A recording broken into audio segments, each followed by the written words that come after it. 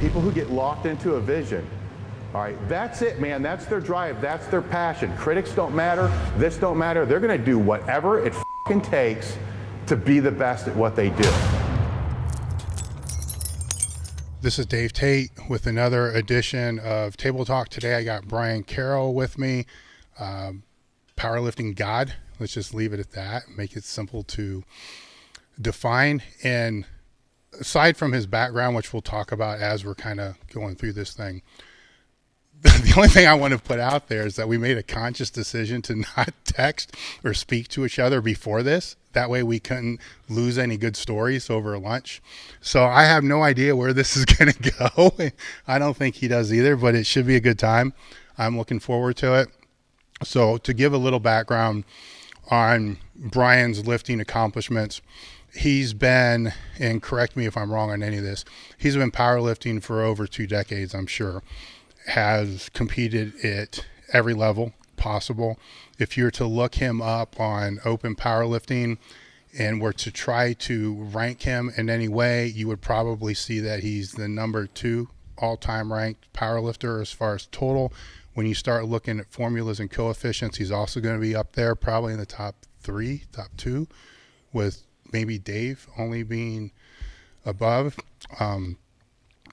PR lifts in unbelievable ranges for multiply, but a lot of people don't know that there's a single ply background, which is not as long as the multiply background. And I don't think there was a raw background, but the caveat to what was there wasn't one, to be, which we'll talk a little bit about that as well. We will spend some time speaking about multiply training and the layers that are associated with that, only because I think there's a big misconception with that.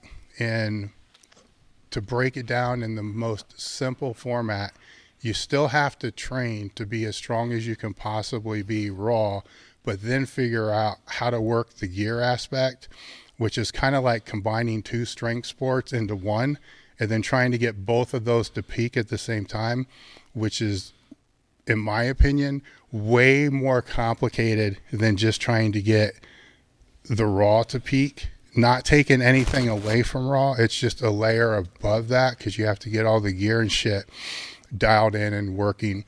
The other thing with Brian from the gear standpoint, and he's the only one I know, I'll phrase it that way, that at one point or another has been sponsored by every gear company that out there. So Titan, Inzer, Metal, Overkill, and back with Inzer again. Yep. So, and while that may not seem like a big thing to a lot of people, let me tell you a little bit of the behind the scenes shit that kind of goes with this.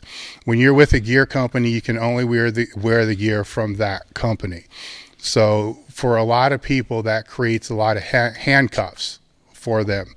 With Brian, he was able to set PRs with every company that he's ever been with, which means that there's a process to figuring out how the gear works. You just can't put it on and think that you're going to get this big carryover. It just doesn't work that way.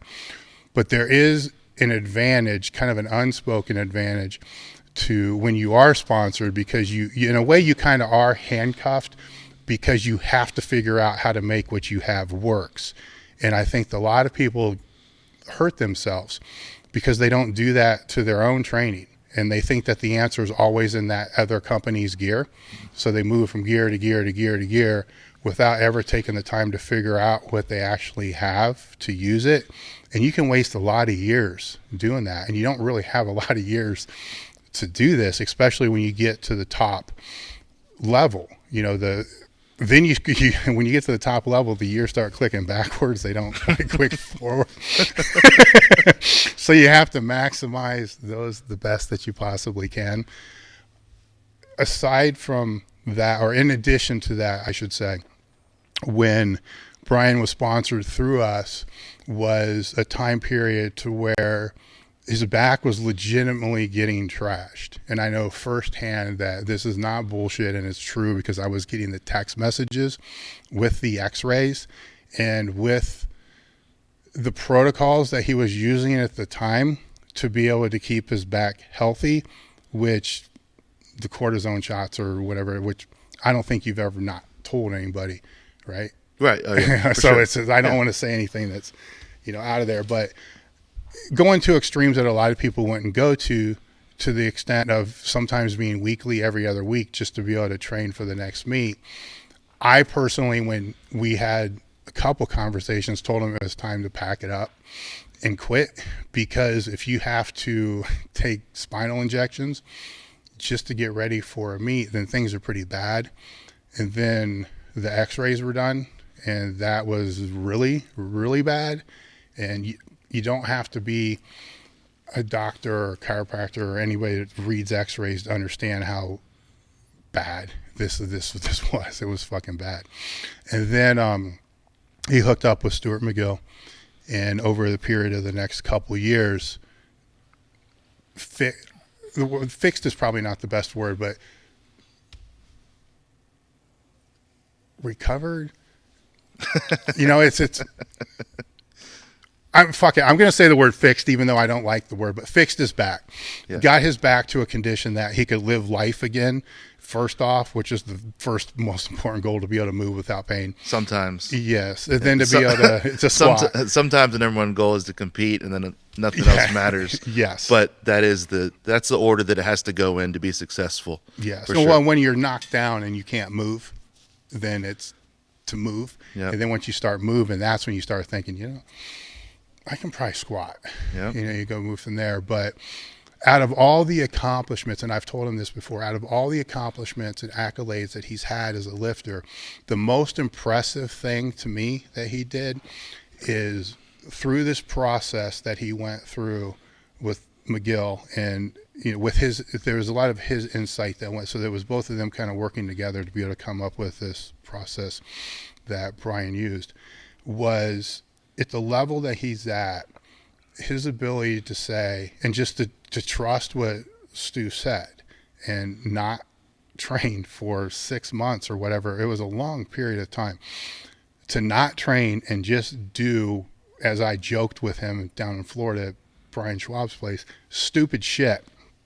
And to be able to take the abuse that I was laying on him, which was more fucking around and, having a good time. So it wasn't personal. It was just me being me, but it was to be able to do that at the level that he's at was something I've never seen anybody else do, because you take a huge ego hit to be able to go from all-time world squat record to I'm not going to train at all, and I'm going to go in a quadruped and do these exercises where in a gym where everybody's going to make fun of me, but I don't think you ever really gave a fuck about any of that, where it was just funny for us. It didn't have any impact on him, so he didn't even get mad about it. So it kind of wasn't as fun to do. But we tried, and then he came out on the other end of it, and then was able to bring back all of his numbers to previous levels without the pain that he was dealing with before. That to me was more impressive than all-time world squat record and all the other stuff, because I've seen other people do all-time squat records. I've seen other people have the other accolades. I've seen other people I've never seen anybody else do that at that high of a level. It's rare, and it takes mental fortitude and a mental strength that most don't have. Well, they do, but they can't apply it in that realm. So we're going to talk about some of that as well, because it's amazing to me the number of people that can't take a week off because their elbow hurts, because their training is going to go backwards. And I'm sure you see the questions that I see that you roll your eyes like, come on, dude, like 1 week's really going to make that big of a difference. But they can't, and when you see somebody that is at that level take off, what was it, 4 or 6 months? About 6 months. It was about 6 months. Yeah. I mean, that's complete. That's not like going in and doing bodybuilding. This is just 100% straight rehab, to where a buddy has also had back issues at the same time that went a different route, and he came back okay from that, but not to the same extent. Wasn't doing the same things. Right. He was still doing upper body stuff, doing things that you would have done before. Right. And the result wasn't the same. from that standpoint. So that's kind of the jumping off point with all this. So with all that in mind, you just came into Columbus. Yesterday you found out the Arnold is canceled. So you still came. Mm-hmm. So I guess if we don't talk about the Arnold being canceled, it's going to be a disservice. So Yes. How did you find out about that? Well, first of all, thanks for the introduction. That's pretty awesome of you. I like that, and I'm honored to be here. So, thank you for that. Jason Pegg actually sent me a text, Oh, really? and a screenshot, and said, "I guess you're not coming to Columbus," or something like that. And then my phone started blowing up, and then I just kind of wondered what the hell I was going to do, because I looked forward to come up here and do the podcast with you. I had some other things that I was going to do while I was here. And the biggest thing, because all that stuff you can move around, and honestly, I would have came up here anyway just to do the podcast. Mm-hmm. But with that said, I fly out Sunday to New York. So I had to come up here. Otherwise, I was going to miss my flight from Columbus to New York on Sunday night. So I'm going to see a client. And I thought I was smart, and I booked the legs of the trip. And had it all planned out. And then, the coronavirus said otherwise. So it's a pretty shock, because I saw the petition stuff going on Monday, and I saw some rumblings and during the weekend about they need to cancel it, right?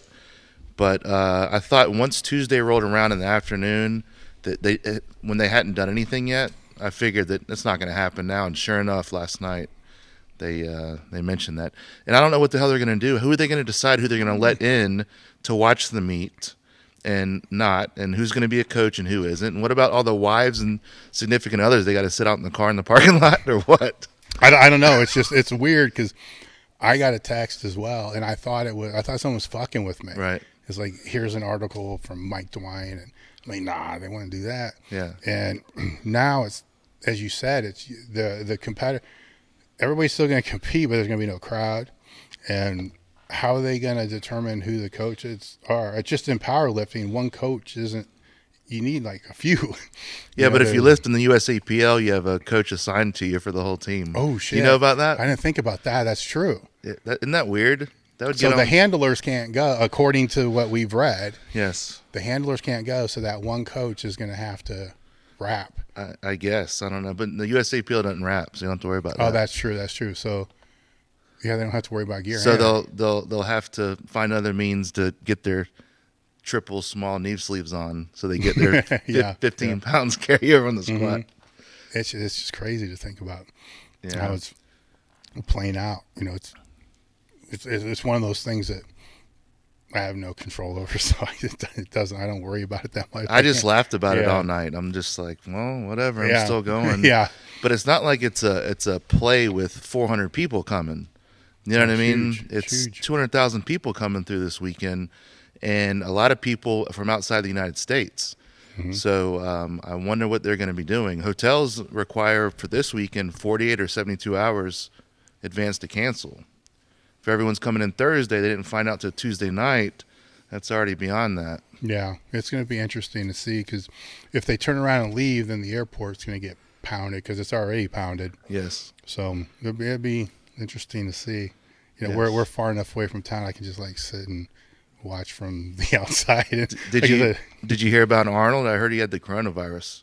No, I didn't hear that. I may have started that rumor. Remember when I texted you? That's a joke. So that's why I got canceled then, that rumor. Yes. No, the rumor is I started the rumor about Arnold after it was already officially canceled, so I wouldn't get killed. Attacked by a bunch of guys in skinny jeans and what are those, fanny packs? Oh yeah. It's I wonder, because I mean, a lot of people they don't know, I'm sure. They're just going to travel in, they're just going to show up. Yeah. So they're going to have like armed guards to keep all the juice heads away. I don't know. How are they going to? I mean, what about some of these thugs that come to the multiply meets? Are they going to? Is a little doorman going to keep out? Jeffrey that bounces at the strip club on the weekends. That lives for powerlifting, and if he doesn't get in there, he's going to kill himself. I don't know. I don't know. I mean, it's because you have to have a coach's badge, right? Right. So how are you going to get the coach's badge if you're a coach? Somebody's got to go in there to get it. Dark web. Yeah, Yes, so they'll be it's- having some coaches passes made on the dark web and selling them for this weekend. I don't know. Well, we'll see. We'll see. I always, I look at things from a risk benefit type of ratio to where just for them to cancel this, and I don't know what the story is behind all that, but somebody had to get together and figure out what's the risk if we do this.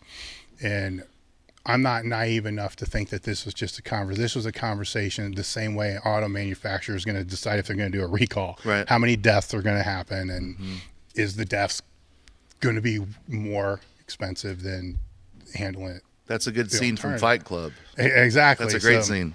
Yeah. So Edward Norton. they had to do a risk analysis of all this to be able to determine that this was kind of the way to go. So my conspiracy theorist to me is like, well, what are we not being told? Right. And from that standpoint, but I don't know. I don't know. It's just it's a weird thing from that aspect. I But bet- nobody's ever going to complain about them being too safe. Yeah. So Well, some people might, but well, they will, but what kind of argument can you have about being too cautious or too safe? It's not going to go over real well. But Dave, I worked my ass off for 10 weeks to diet for the show and walk around and get a Yeah. sponsorship. But yeah, I know that. You wonder though if, let's say, any of the federations, no matter what the sport is, they still have the event, and then people get sick. Yeah. And what's the liability to them from a legal standpoint? How are they going to justify in a court of law when they're being sued that the whole city canceled this event, but we still decided to have it and people got sick? So to me, I'm just kind of like waiting to see all these events just start dropping off because Yeah. I don't know how. I'm not a lawyer, so I can't answer this question. Right. But how do they defend against that? Because would that not just be negligence? And it's kind of hard to defend Yeah. negligence. So Right. we'll see. You think they just sue powerlifting? Think they get like $10 out of powerlifting if it was an $10. entity? Yeah, they're not going to get a whole lot. So there, I guess that doesn't matter. There's no money if in you it. got nothing to gain, Yeah. then it's not going to happen. So people ask me, they'll be like, so I had a guy on the way here call me and say, I told him I'm here for work and I got to go to New York after. And he said, well, what do you do? That's like the question everyone asks my wife. What does your husband do? He's a professional power lifter. And a lot of the time she'll just say, yeah, that's what he does. But it's funny to think about how much we spend to be a power lifter, to go to meets a lot of the time that are half-assed done, that are downright dangerous at times.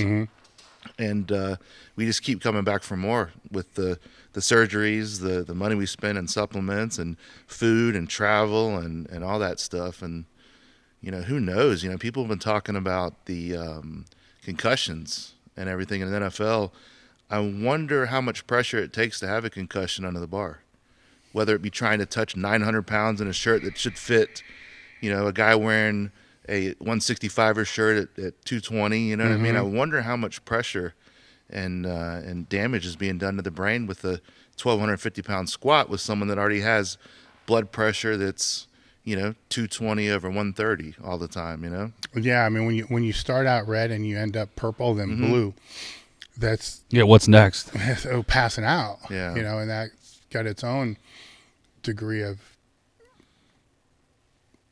risk, from not just the concussion standpoint, but anything else can go bad, where you kind of hit a point that it's always been a big cause of frustration for me, especially for the higher level meets, is, people like yourself are, you put a lot of time, you put a lot of effort, and you're lifting a fuck ton of weight to where you go to a meet, maybe not all the conditions have to be 100%. Like they can have folding chairs that don't they can, there's they can have that shit, which nobody's going to complain about that. What about no audience? Yeah, no audience. They can have no audience, but the fucking bars should be the same. Yeah. The bars should be good bars. Yeah. And the monoliths should be strong monoliths. And it's amazing to me how many times that's not the case. And I understand the whole standpoint. Well, everybody in the meet has to compete under the same circumstances, but come on, man. Bad folding chairs, I get that. No audience, I get that. Poor judging, I get that. But you can control the bar, the mono. You can control the things that they need to compete with. And when those things are not even as this is the part that drives me nuts. When those things are not even as good as the shit that they train with. Right. All right. Now we're talking about people that can't rub two dimes together most of the time. Yep. You know, their monolift and their bars are better than the bars at a meet where all-time world records is. That's fucked up to me. That's really fucked up, because the meet director, let's say they don't have the money, can at least send a group email out saying, look, my bar sucks. Can somebody bring a bar? Right. And yeah, they're all going to say, what the fuck? And they're going to make fun of it, but somebody's going to bring the bar. Yep. You know, and it's crazy to me how many times you're primed, somebody like yourself or many others are primed to be able to have the best day of their life, and they get there and they don't, because of something stupid that's completely controllable by the meet promoter. Now, at the Arnold, of course, they have no control over everything that's going on here, but they do, you know, the equipment they use, the bars that they use, the time that they're allocating between lifts, you know, all the things that they can do to fuck up that they normally do. They can control all that. Yeah. You know, so with this, it'd be interesting, because a lot of the things that they can't control that they usually stress out about, which is unnecessary, they're not even factors now. Right. So now they only have to control the things that they can, and we'll see if they can. Yeah. And that's not just this. It kind of happens in every federation. So I'm not point my fingers at just one. You've bounced around to enough to know. You know, there's good meet directors and there's bad meet directors in every federation. It's just, I think that's the biggest variable there is a meet director, not just the federation, but the meet director, because they'll go, you know, there's some that'll go, you know, they'll go as far as they need to go to get it to be a good meet and have what they need to have, whether they have to do, you know, call in a couple favors, borrow some bars, whatever. So I think that's something to look at, as well as the federation too. And yeah, it's hard to find someone that has all the right stuff, you know, that you need, and in the warm up room and on the platform. And yeah, man, it makes a big difference having that, because it could come off as being a bit of a prima donna, you know. And trust me, I've cried about stuff I shouldn't have cried about before in the past, or gotten pissed about something that I should have been focused on something other entirely. But it does make a difference having the bars that you use in training. That's why we spend all the money we do. And you know, I've got nothing like you have hundreds of bars in here. It appears I've got 20 bars. I got every bar. I got the Mastodon bar from you. I had the Bulldog. I have the Iron Wolf bar. So no matter where, and the Texas Squat bar. So no matter what, if I'm training in a meet, when I ask the meet director, what bar are you going to have on the platform? That's what I start training with 10 weeks out, that bar. So, and you know, they're using some bar that you can't buy anywhere, it's no longer made, that's kind of difficult to train with that, you know, for that too. So that can be very frustrating, you know. But powerlifting itself is very frustrating, because most times you're going to be very disappointed in what you do, and the times that you do well and you're somewhat happy, that high is never as low as the bad meets are low. yeah. To me, you know, when you do it, it feels good when you hit a total that you want to, but you're always looking for more. You always want to do more. You always say, okay, well, yeah, I did 26.51 at 242, but you know, my shirt blew out with 810, which would have gave me 22 more pounds, and then I wouldn't have had to try to pull 821 for the record. I would have been pulling 799. That's a different story. And all of my deadlifts leading up to that would have been 20 pounds lighter. But at the end of the day, there's always going to be something that's frustrating. And if you just went out like some of the raw lifters do now, and you go 8 of 9, 9 for 9, 9 for 9, if you did that all the time, you wouldn't appreciate it. And I think that's another thing that that equipped lifters have to battle that raw lifters don't. Because think about how many times a raw lifter will pull the 9th lift of the day, their 3rd deadlift, versus an equipped lifter. Man, after that 2nd deadlift, most of the time those bars are falling out of people's hands on the 3rds. Yeah. Putting a hole in the platform. You skip your 2nd. Yeah. You know, just to see what you need to pull on the 3rd. Yeah. You know, I did that. That was routine. Plus, Yeah. you got more rest.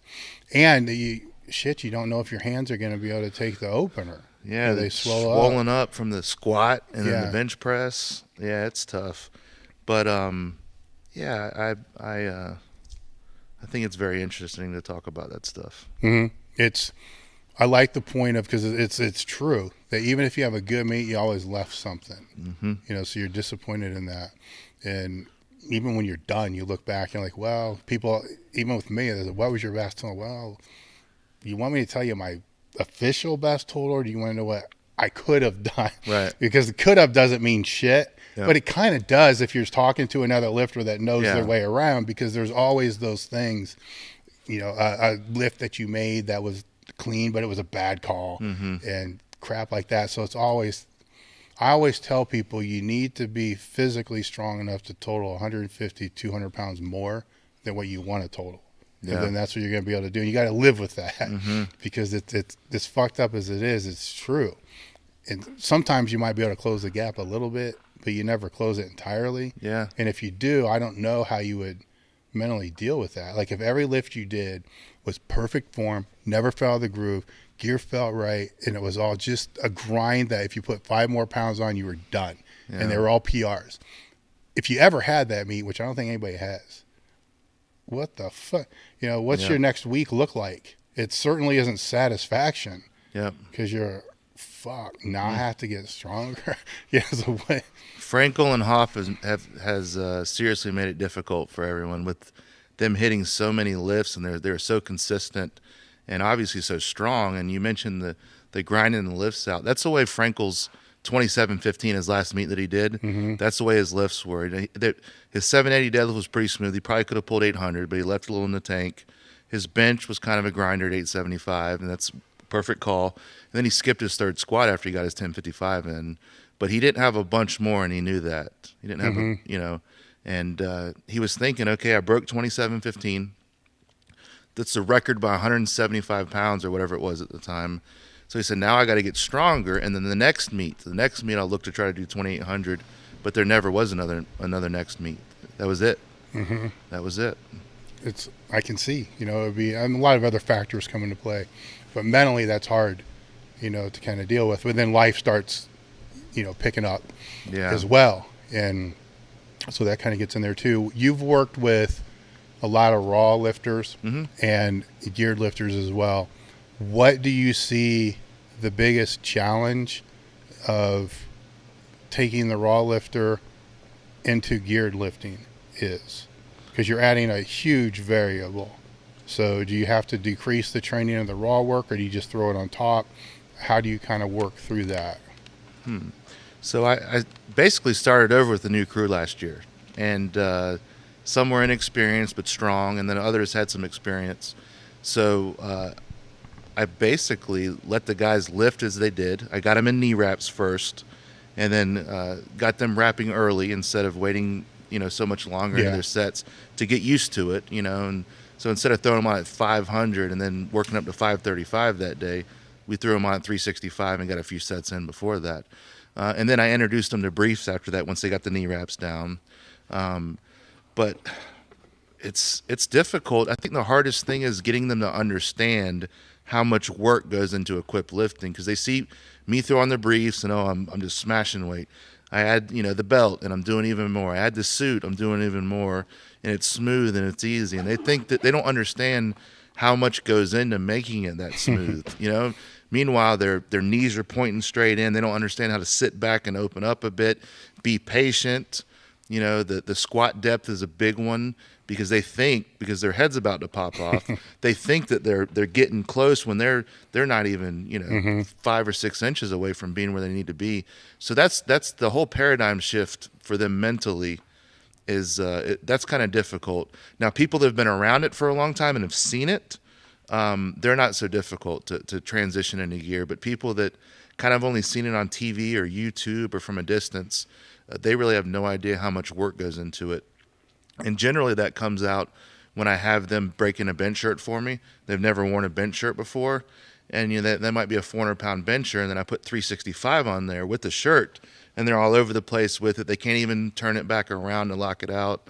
And so we have to start over and say, hey, I think you may have been a little bit, you may have taken this a little too lightly, being that you can bench 400, it's only 365. It's not a magical shirt. You still got to stay tight. You've got to drive your legs. You still got to push the weight up. It isn't just going to lift the weight for you. From a volume standpoint, definitely scaled back their volume overall. If they're going from raw to equipped, singles, multiple sets of singles, and not trying to do sets of 5 when they first put on gear, because that's just going to be a disaster. Just focus on one good rep or one halfway good rep, and then we'll build from there. And then eventually, to get more volume in without so many sets, we can add a couple reps or so. But focus on the reps and the raw volume for your assistance work. So if someone wanted to convert into briefs, I would put them in the briefs early. So if they're a 600-pound squatter in knee wraps, I'd probably put the briefs on at 4 or 5 and get them to start sitting back, and then add their knee wraps at 500, open up, sit back. And then even though it's going to be less volume as their main work if they're a raw, then we can go to pause squats or something else after that raw, and they can get all their volume in.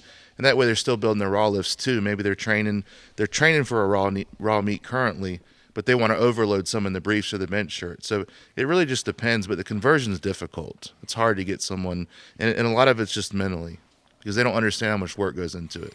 Do you have to change their technique with the gear if they're a raw? Say they're using gear to overload the raw training. Yeah. If their knees are typically mid-foot, Yeah.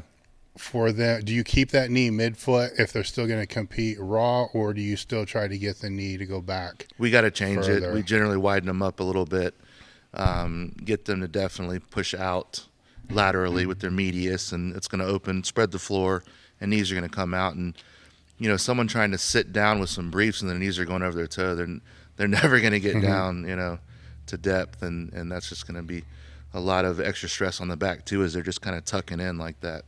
Does that change how they compete raw then? Yeah, I've actually the guys ended up coming back wider raw, and were much stronger, much more explosive too. But I think there is a point of diminishing returns where, yeah, you're, like you said at the open, you have to be strong in gear and strong out of it to be able to lift a lot in gear. But there comes a point where if you're not in the gear enough and you're still building your raw strength up, and your raw squat looks good, but your geared squat's shitty, that's another thing that the raw lifter doesn't understand. It's one's always going to draw from the other. There's neither one is going to go forward indefinitely. And I think that's hard, because if a person has a raw background, they really care about those raw numbers. Now, if they start working up and things don't feel quite as light as they did before when they're lifting raw, they'll get discouraged and maybe want to do an extra couple training sessions sometimes. And start to panic a little bit. It's the same with someone who's been focusing a lot with knee wraps on, then they go naked knee and they don't feel quite as explosive, they don't feel as stable. So that's a huge balancing act with keeping them interested, keeping them strong raw, but also getting them enough time under the bar in the gear. I don't know what the hell I'm doing, to be honest with you. That's what it comes down to. With all this stuff, it's like, I don't know. I'd have to see this person. What have they done? What is their form like? And it's been a weird last few years, man, because you get to a point where you believe your own hype, you believe your own shit, and then sometimes you realize, you sit back, and if you're actually humble and honest with yourself, you realize that, man, there's so much that I just don't know. It's like, I have an idea of how we'd attack that, but I'd have to see. An example would be, it's not to throw him under the bus, but when Dondale Blue came back, his squat was ridiculous, super strong, over 800 pounds again, benching mid-5s again, but his deadlift, after not competing 10 years, it was just not there. It literally was just not there. And he was getting outpulled by people in the gym that had just started powerlifting, and he was getting frustrated. And I had ideas for him. It was a confidence thing, because he'd come in, and when he'd snap it up, he had to get fired up. But the deadlift is hard to do in the gym a lot of the time, because it's a very much a mental lift. So if you're not feeling it that day, I remember Gary Frank telling me, some days he goes in the gym, he warms up to 750, he isn't feeling it, he'll go home, and then he pulls 925 or 930 at the meet. Because he just knows he can do it. It's like some of those guys in warming up. Tony Conyers never warmed up on the deadlift. he would pull 315 once and go out and pull 700 at 148 or 165. It's a big mental lift. You don't have to feel the weight to be able to pull it.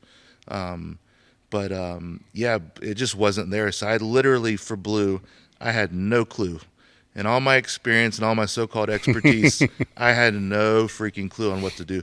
Now, we started sorting through it, and then he got hurt, which was unfortunate. But, yeah, man, if someone tells you they have the perfect formula to convert someone into gear or get their raw lifts high or their equip lifts high or the perfect diet or the perfect, supplement protocol, they're full of shit.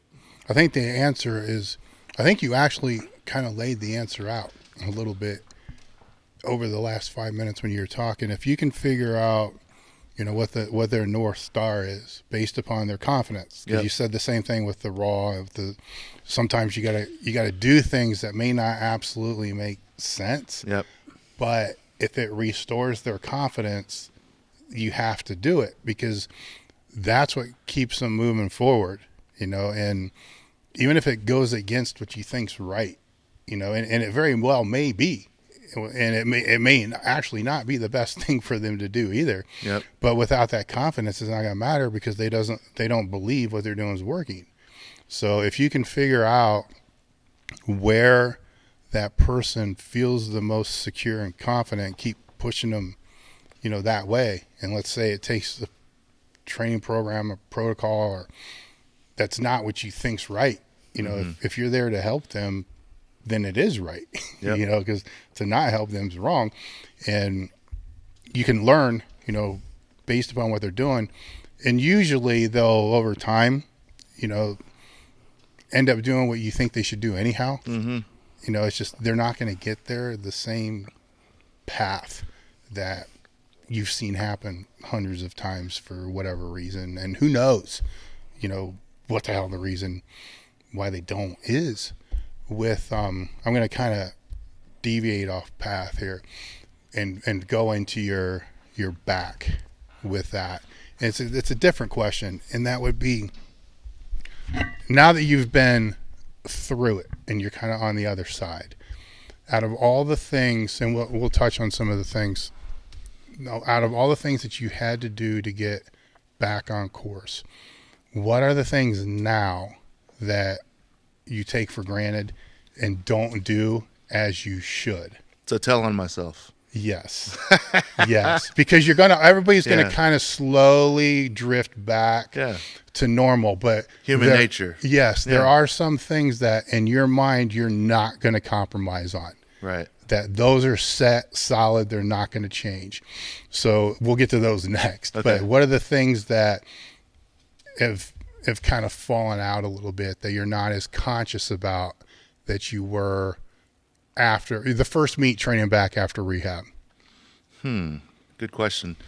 I think that the fear has been gone for a while. The fear of picking something up and feeling my back blow apart, or the deadlift. Now I can snatch the bar off the ground and not even think about it. Now I can pull reps on the deadlift and not even think about it. Thank God. It's nice to be able to get more volume in. I think one thing is I take for granted the core work at times, because it's not hard for me because I've been doing it for so long. And that's basically what my rehab protocol was coming back, is walking, the McGill Big 3, and then added in some suitcase carries, bottoms up carries, and that was it. And then, but the biggest part of all that was the spinal hygiene every day, the movement. Everything that I did outside the gym was either a squat, a deadlift, or a one-legged morning. So I was never picking the scab, is how we call it. So if you have a flexion injury, like a herniated disc, and you're flexion intolerant and you can't bend without pain, or bend is your injury mechanism, you've got to avoid the cause, remove it, build more pain-free capacity by letting it desensitize, and then eventually you'll get back to be able to get into flexion without pain, or sitting for 2 hours at the desk without pain. But you have to build the capacity, and that's what so many people don't understand. It isn't just doing the right things for one day. It's indefinitely doing the right things to make that perfect recipe with the right ingredients. So I think for starters, I take for granted the fact that I was in so much pain, and some days when I don't feel like walking, or my feet hurt because I'm fat right now, and I don't feel like walking the third 10-minute walk of the day, and instead I opt to lay on the couch and not do that. I'm crazy, so it eats at me sometimes when I'm not doing things I should, but I'll just kind of rebel against myself, as funny as that sounds, and not do it, and then I'll just tighten up on everything when I get sick of being pissed at myself. It's real twisted and weird, but I think that the core work is some stuff that I take for granted and sometimes not walking. But as far as falling back into poor movement patterns day to day, I'll never go back to that because that was my biggest trigger. So those are the uncompromising things. It has to be. Yeah. Learned my lesson so much on that. That's, when I saw Stu in May of 2013, I was jacked up, like you talked about. I'd just done a meet where I got second overall, the XPC 2013, and it was the second year in a row that I couldn't even get down to the deadlift bar to deadlift, but both years I still deadlifted. And I was sick of that. I didn't want to come back to do that. You and I texted when I was leaving the Arnold that day, and you said that, what else do you want to do? Well, I said, well, I want a total, I want to do better than I have. I want to keep going.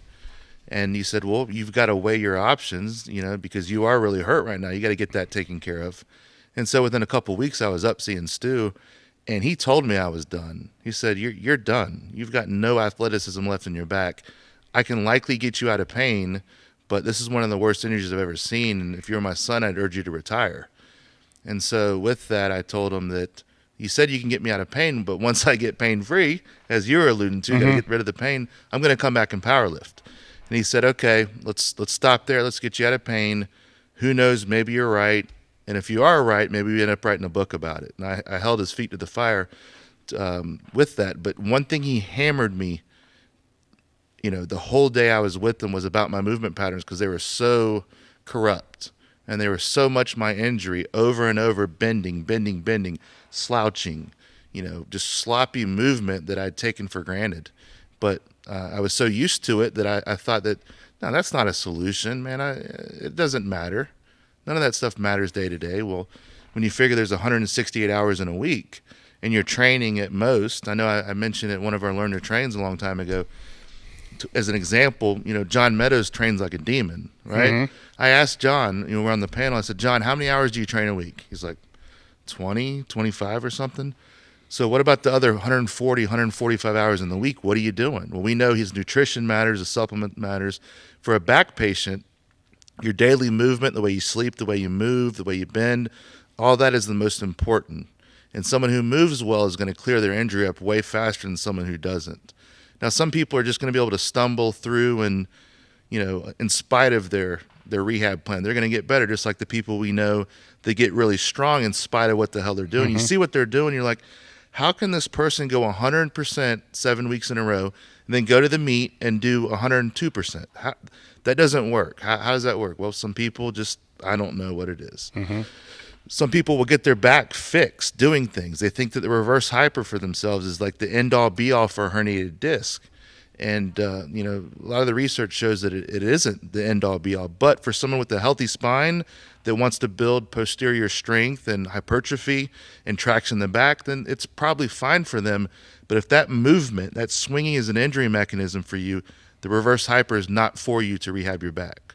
And that's not me speaking ill of the reverse hyper or saying lose an idiot or any of that stuff. Not at all. I disagree with the thought that it's really good for a back rehab. That's all. And if we all agreed on everything, it'd be a pretty boring world. Well, So exactly, you're not. Right. It's just not the case. But if it does, there's common sense to a lot of it. If it's a trigger, then obviously, why in the hell is a trigger going to be what's going to fix the problem? And that's with anything. If you're an opiate addict, a trigger is not going to fix the opiate addiction. It's going to make it worse. It's just common sense. I stopped eating Lortabs. I did a while ago. It made me too moody and stuff. And that's then, probably a good thing. If you're not in pain, you shouldn't need them. Well, after a while, I was never like some of these people. I would take about 10 milligrams a day, so 2 5s. And that would get me going. I'd slam some energy drinks with them, and then I'd be balanced out, had my combo there. And it was good when I have some aches and pains. Like, I can tell you that I'm almost completely pain-free day to day. I have my knee might ache a little bit, or my hip has arthritis in it, or my forearm, my forearm hurts. I've been competing for 21 years. But with that said, it's nice to mask it, a little bit, little aches and pains, and it helped me get warmed up. But Do you want to hear why I stopped? Sure. Good story. So, in December 2018, I wasn't eating good, and I was taking, like I said, about 2 Percocet a day, and that's right after I hurt my shoulder at the WPO. I tore my supraspinatus and subscap. The subscap's a painful one because that's a really weird muscle that's really deep under there. And I got so backed up that I thought I was going to have to go to the hospital. I mean, I was trying to push out a turd about this big, and I was about to have to call 911 on Christmas Day while we were up at a cabin in North Carolina. I was so backed up that my stomach was just going crazy, and there was nowhere for it to go. So literally, I was outside of the cabin that we were staying at. I sent Rhea to go to Walgreens to hurry up and get me all kinds of suppositories and everything. And I'm in the hot tub naked out in the yard trying to do anything I could to get my stomach ready and my exit hole to open up wider. It was great.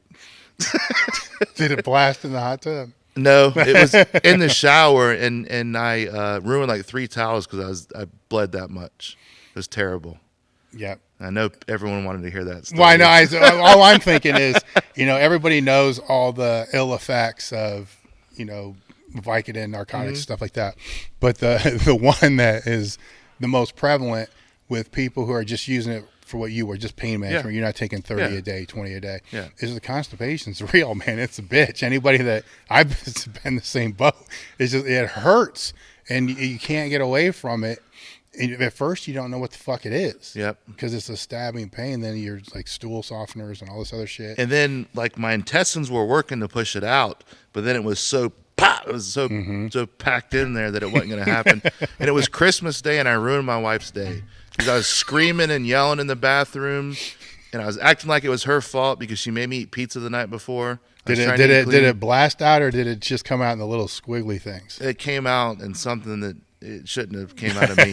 Big, humongous, and it was scary. But right after that, I didn't have any side effects or anything. I just came off. I was fine, and then I got blood work done, and that's when I got the sperm analysis. Also, as we started moving towards getting more serious about having kids. And so I came off testosterone too around that time. So that was an interesting time, not taking opiates anymore of any kind, and then coming off testosterone. So that was an interesting 4 or 5 months. But we're way off topic now. Sorry. Oh yeah, your brain's all over the place if you don't have the testosterone. Yeah, it's everywhere. You don't realize how much that hormone plays a role in how you think. Yeah, I think we all kind of understand if you take too much, the aggressiveness is there. Yeah. But I don't think you understand what happens if there's zero. And I can pretty much guarantee you went to zero for a while. January, I got my sperm analysis done. My testosterone was it was good. It was like 850 or something like that. And that was, still on a little bit of TRT. And then I started my protocol. Stan Efferding helped me. He set me up with a HCG protocol. A couple of my doctor friends gave input, but if you look at the literature and the science, each doctor has a different method because it's not for sure what the best protocol is. Like, for instance, Clomid was initially developed for women, not even developed for men. So same for HCG. So it's one of those things that you just no one knows what the right dose is. Someone says you nail it, or the other person says you just ease into it. So I experimented for about 5 months.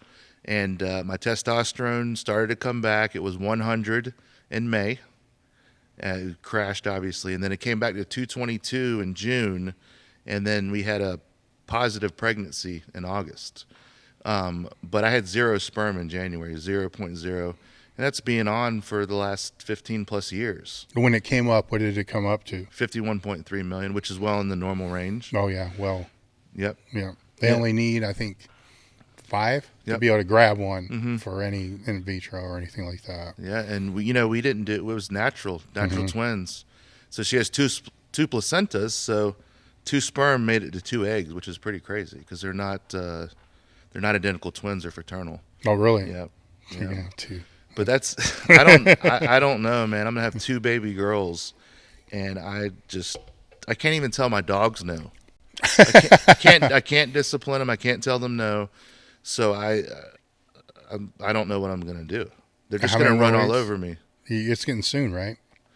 Well, she's at 32 weeks as of Tuesday, and the due date is March 15th, but that would be 38 weeks, which is full term for twins.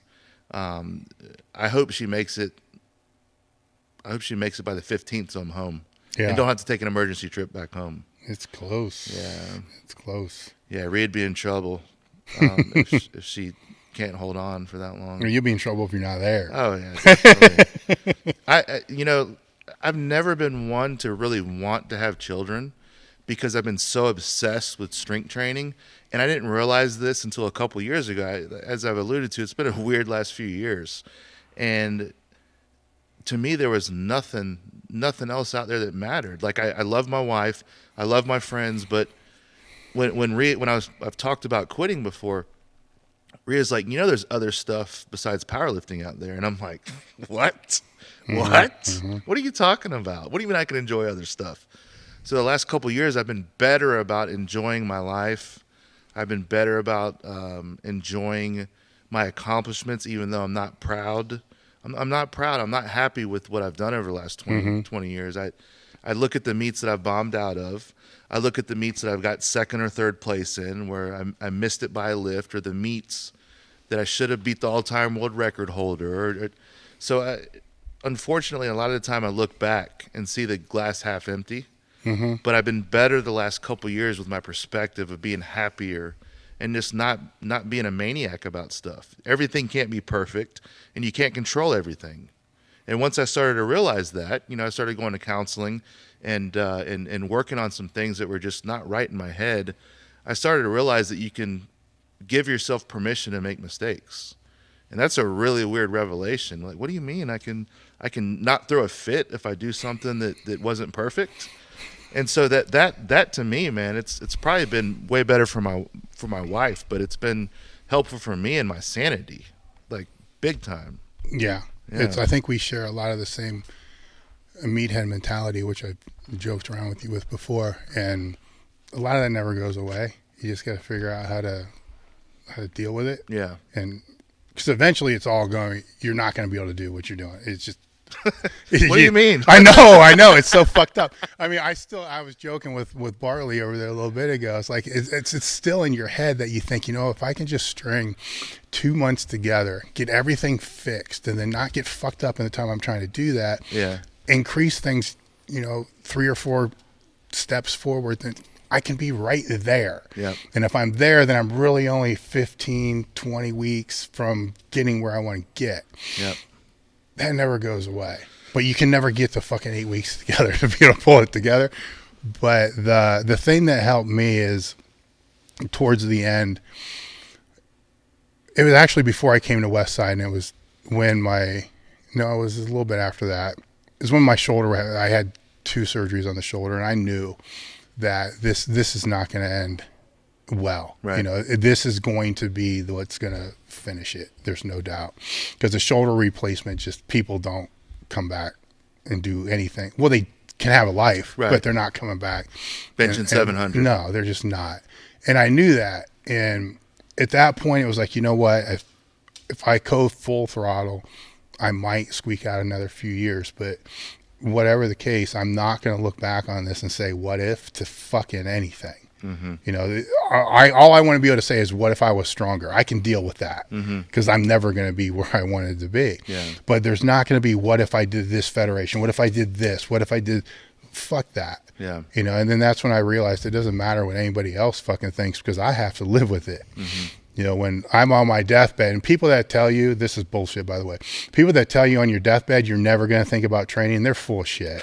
You are. You fucking are. Yeah. And maybe they won't, because they spent 3 or 5 years of their life doing it. Yeah. You put fucking 2 decades, 3 decades into doing something. The fuck 2? You're on your deathbed. You're thinking about a lot of shit. You're not only thinking about your kids and wife and all. You're thinking about what you did, over your life. That's when you don't want to be in that situation and say, man, what if I would have done that? Mm-hmm. So then you can leave, and when it's over, it's, I didn't squat what I wanted to, but it's not because I fucking didn't try. Yeah. Everything I knew, to be able to do that. I'm not saying it helped. I'm not saying it made it easier. That's all I'm going to say. Yeah. It didn't, because it's still it's a rough ride. Once you're done, the kids are going to help a lot. Oh yeah, because it's a diversion. That helps. And then you want to see them do well. I'm scared. I am scared in the way that would be a meathead. So I'm scared that they're going to make me not want to push the limits anymore. Maybe, but you'll be okay with it. Yeah. See, I'm scared that I'll be okay with it. That's the problem. I know. That terrifies. That's what I told Rhea. I'm ready to be a dad. Man, I'm like practicing with this sounds crazy. It was about to come out terribly. I've been interacting with my friends' daughters now, so I'm starting to get familiar. I was about to say I've been hanging out with girls at church. And that's not. I get what you're saying. But I don't know how to talk to little girls. Yeah, I know. Yeah. Yeah, so I've been practicing with that, But I'm not scared. I'm not scared of, having daddy's girls. I'm scared that I'll change so much that I abandon everything that I've loved for so long. And I just won't care. No, you won't do that. Okay, good. You won't do it. You can't. You can't, because it's fucked up as it is. It's part of your identity.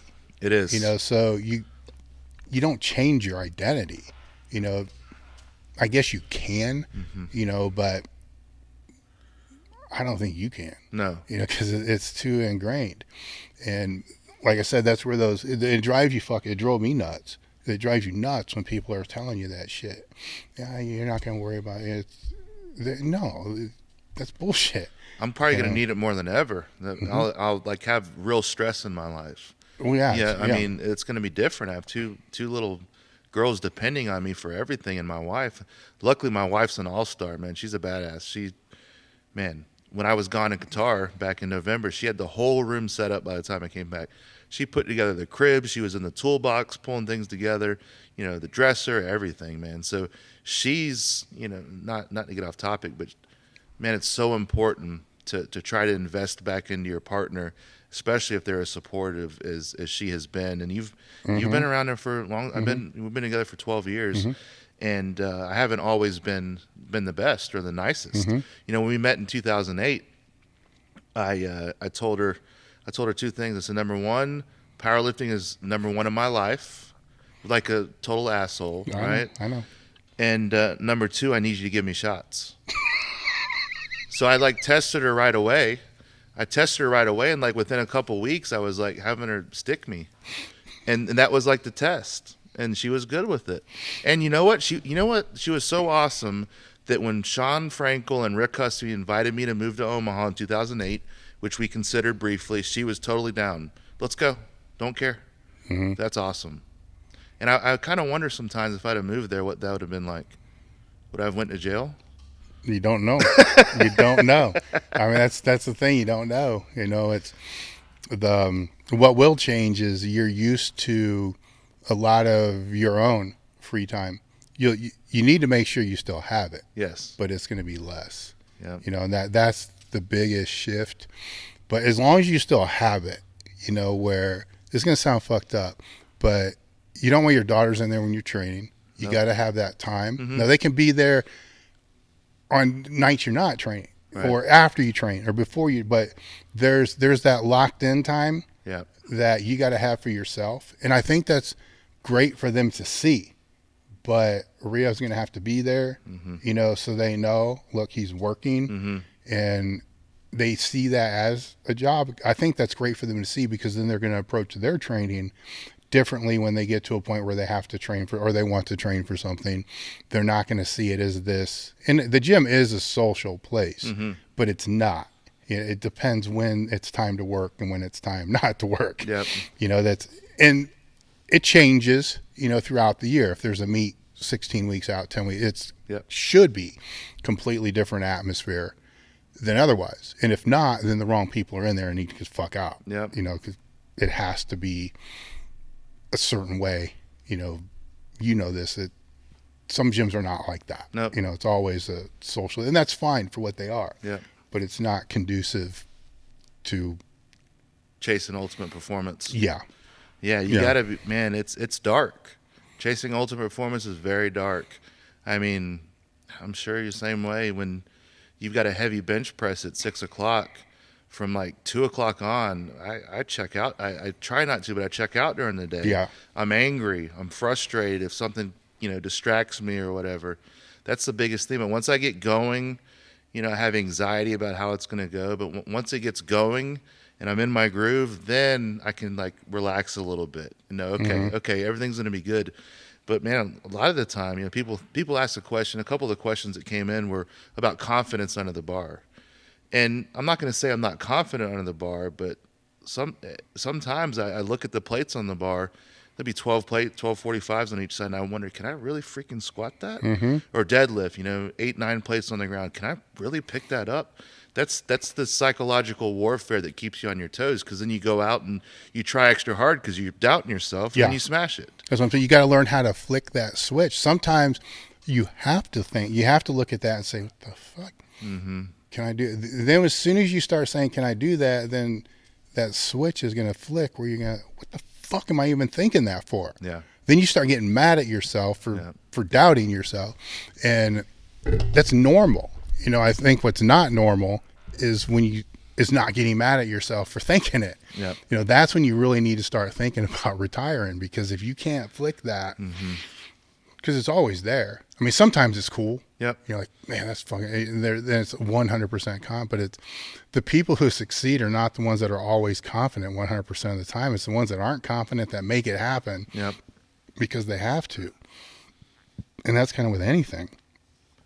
Do we have questions over there from the Yeah, we live got quite a feed? few. I'm sorry, I totally derailed your Stuart McGill question we can come back to I think you got stuff. it to where the things that, let's circle back though and go with the things that you absolutely 100% will never get away from. And I think because I know the answer and I took it for granted, which is how you do things throughout the normal day. Yeah.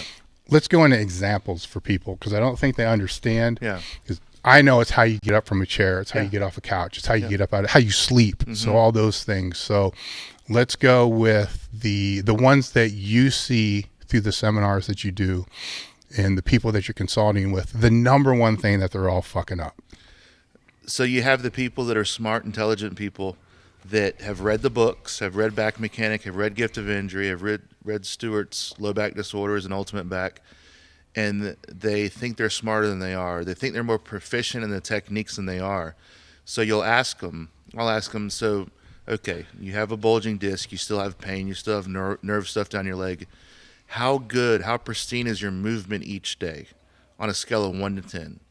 And then they'll tell me, it's a 10. It's perfect. It's as good as it can be. And so then I'll have them sign the waiver on a countertop that's about like this tall, and they'll slouch over in a flexion to sign it. I'll say, stop. Before you sign that, look at your posture right now. You're looking down. You're stooped over. Lower your hips down to the table instead of bending over. Use your hips. So it's really about using your hips. And it's about, in some ways, it's about creating the best positions for things that just aren't going to be comfortable for a big guy, like tying your shoes. Put them up in a chair, put them up on a bench and lunge into it, right? Golfers pickup, like the golfers grab the ball to the hole after they drop it in there on a putt.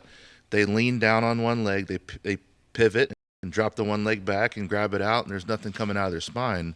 So between the squat, lowering the hips, lunging down into tying your shoe or putting it up on a chair and lunging in, and the golfer's pickup, those are the 3 movements that I do, whether it's taking out the trash, whether it's laying mulch in the yard, whether it's filling the dog food bowls, everything, it's important and it's cumulative. And it isn't just about the dog food being 50 pounds or a cup of dog food that you're dropping in the bowl. It's about your load and your stress of your body and your body weight. It isn't just about what you're picking up. It's your body weight, every time, and the movements. And we call it picking the scab. No, it may not hurt. You may not feel it when you do it, but that flexion under load, you delaminate that annulus over and over, and you're creating the injury over and over and over until the disc is totally flattened. So that's one of the common things that I see. They think they're pristine, but they're really only about a 5 out of 10. Once I get them to clean up that other 50%, then they're like, oh my gosh, I didn't realize. And a lot of it is just the details matter so much because they think they're moving well, but they're not. So once I tighten up their McGill Big 3, where they're really stiffening the core 360 degrees. Whenever I teach them how to really stiffen up with an abdominal brace when they're squatting, they realize, hey man, I wasn't really doing these things. I wasn't moving pristinely. I wasn't stiffening my core. I wasn't stiff when I was doing my carries. Once I can show them how it should feel both on me and on them, then they have the light switch go off and see, man, I really wasn't getting it. And getting people to get how important the little things are is very difficult. That's very hard. I can see that because the Instagram and things. YouTube, people bastardize it. You know what I mean? They see, oh, Yeah. I saw the McGill 3, or I saw, the movement patterns this person was regurgitating that you and Stu have been talking about. I'm like, that's not it, man. And the McGill method is not about the McGill Big 3. The McGill Big 3 is just a 3-pronged system of attacking the core. McGill 3 is a whole process of coming to a precise diagnosis, removing the cause, and building pain-free capacity. Once again, that's what it's about. You're not building a healthy back just because you do the McGill Big 3. You can be contributing to a healthy back, but a lot of people think, oh, McGill Big 3, I don't need to do those stupid exercises, and then disregard it. Meanwhile, there's a book this thick on ultimate performance that he wrote concerning the spine. So there's a lot more to it than just a couple bullet points that you see online. Yes, that's. You pigeonhole 100%, people. yes. You pigeonhole people just like me. Oh, Brian Carroll is the deload guy. No, that's not even what it's. I don't give it. I don't give a shit if you deload or not. But at the end of the day, I like to stay ahead of the cumulative injuries, the cumulative fatigue. Mm-hmm. It's not just about the muscles and joints. It's about the bone. Bone takes a lot longer to heal than muscle tissue. So if you're creating micro trauma over and over, you're squatting 3 times a week, you're not letting your bones heal. Your vertebrae start breaking, you start having a bunch of stress fractures, and you wonder why. Well, when you've been going 100% 6 weeks in a row, you got to have adaptations where you load, then you back off and heal. You load, you back off and heal.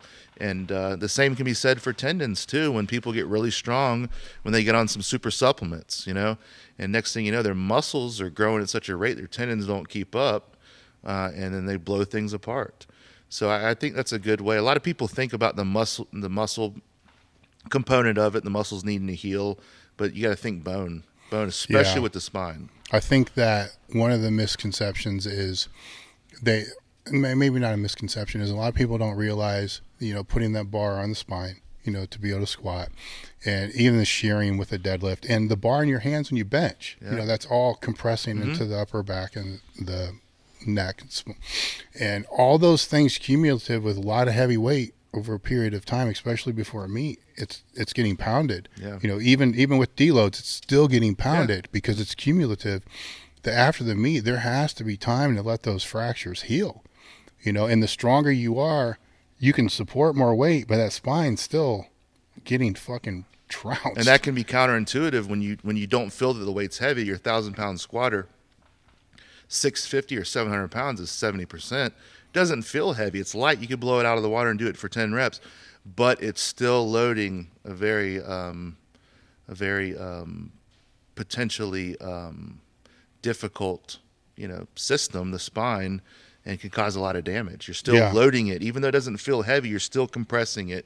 You're still requiring something out of that spine, and you got to let it rest and you got to let it heal. And, you talked about the people that can't take time off from lifting. Those are the people that are always going to have a back injury. And they think they're going to get a surgery, they're going to heal it, but they want to keep lifting. You've got to take time away.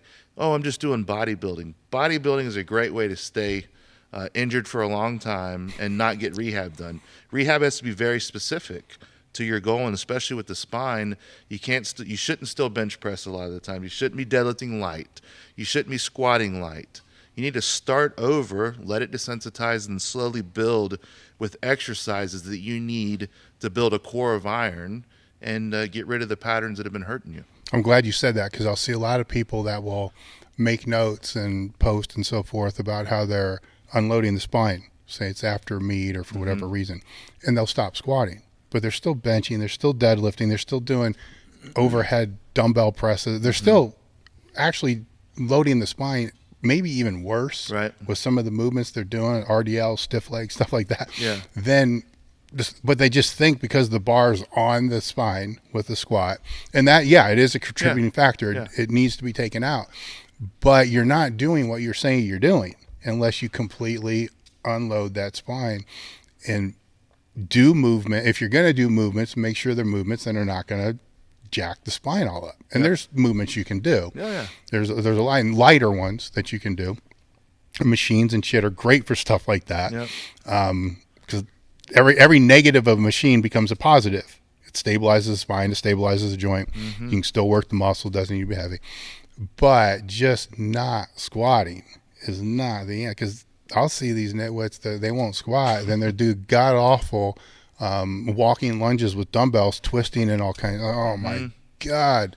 Yep. You know, it's crazy. Yeah, it's frustrating, to see a lot of the misinformation that's spread. They'll take some bullet points from you, bullet points from Dr. McGill, bullet points from Louis Simmons, whoever it may be, and they bastardize it, take it out of context, and they bastardize it, and then they try to sell it as their own, and it's just wrong. I see bits and pieces of stuff from me and Stu's book, and I'm sure it's no different from a lot of people, and they're trying to explain something they don't understand. And it's very obvious when someone doesn't know what they're talking about with that, because I lived it. I've lived it for the last 7 years.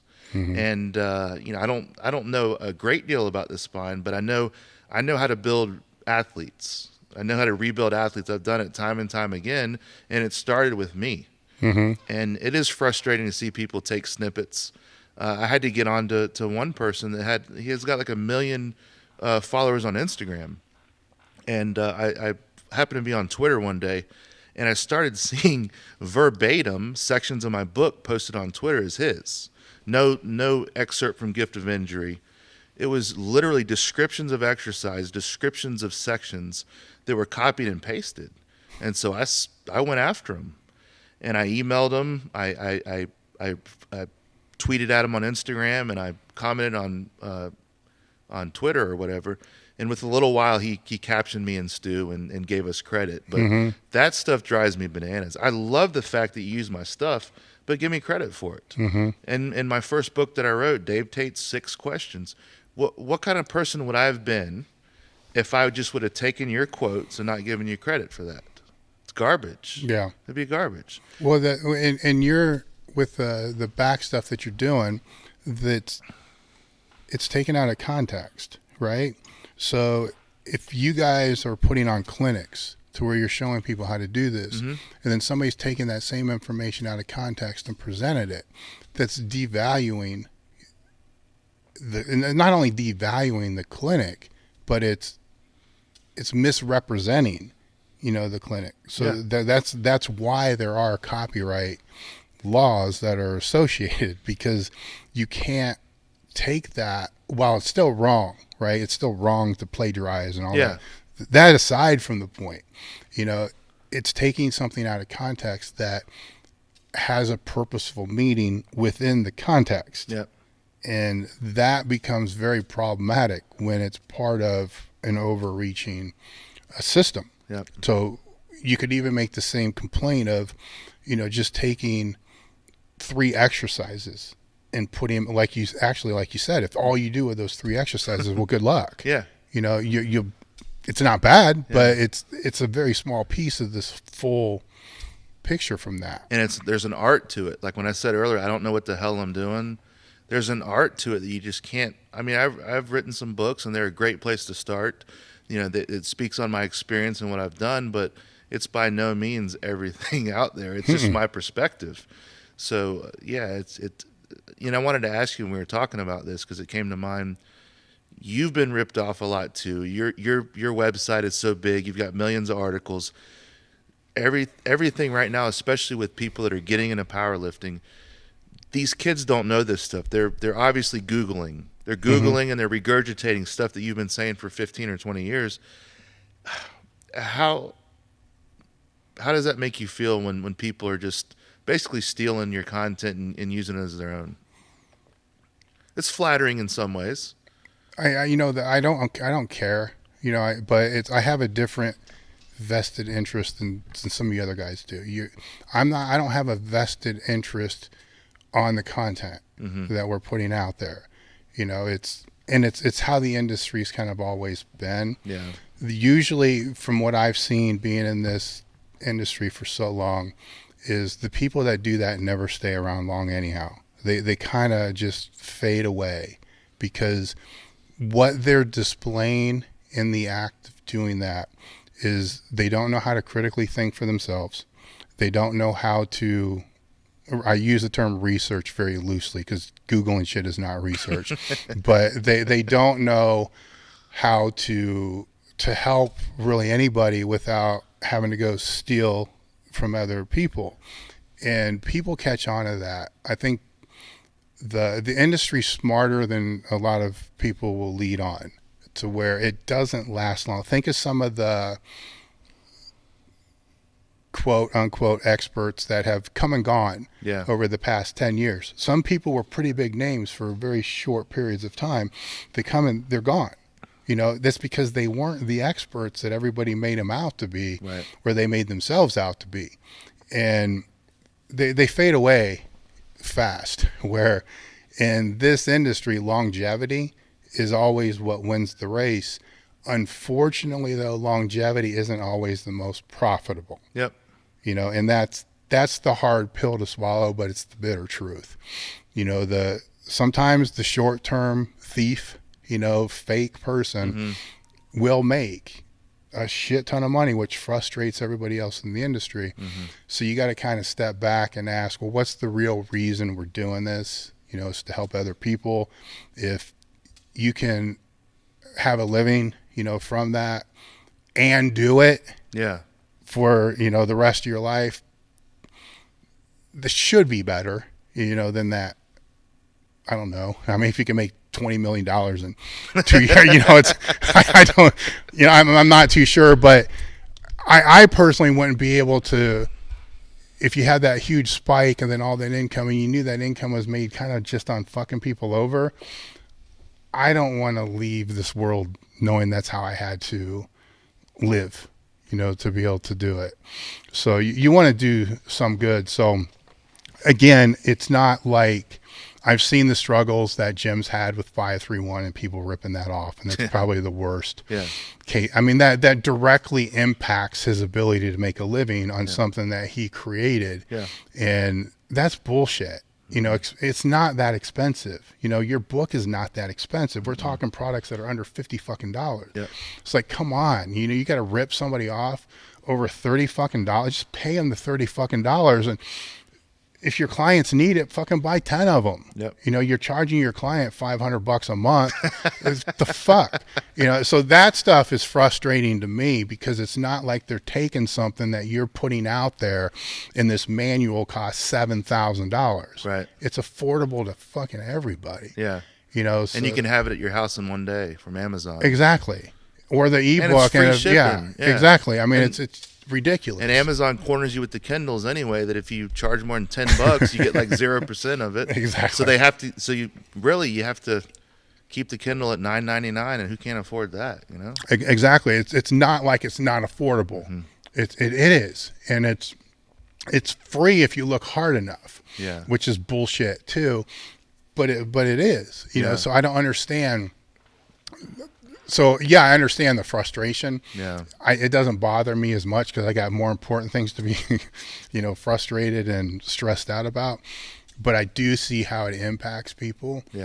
On the other side, and it's frustrating.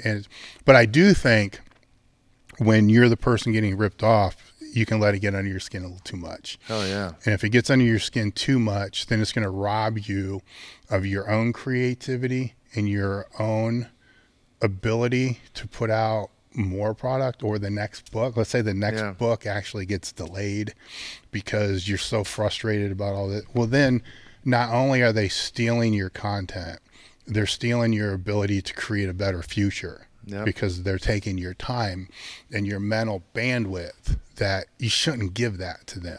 I think they call that living in your head rent free. Yes, it is. It is. So they're getting you twice.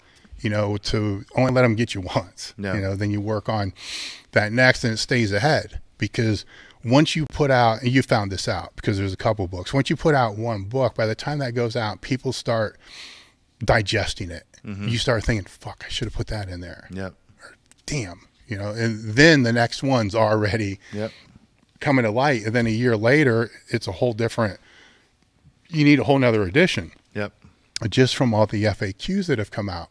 So when those people do steal things, they're stealing things that really was a complete work when you did it, but now They're behind. it's not a complete work anymore. Yeah.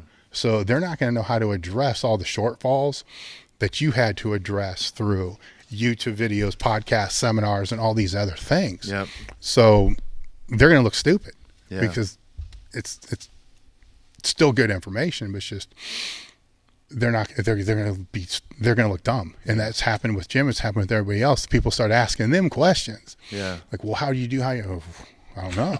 Where if they asked you, it's like, yeah, fuck it. Yeah. I've been asked this 100 times. Here, do this. I fucked up. It should have been in the book, but it wasn't. Right.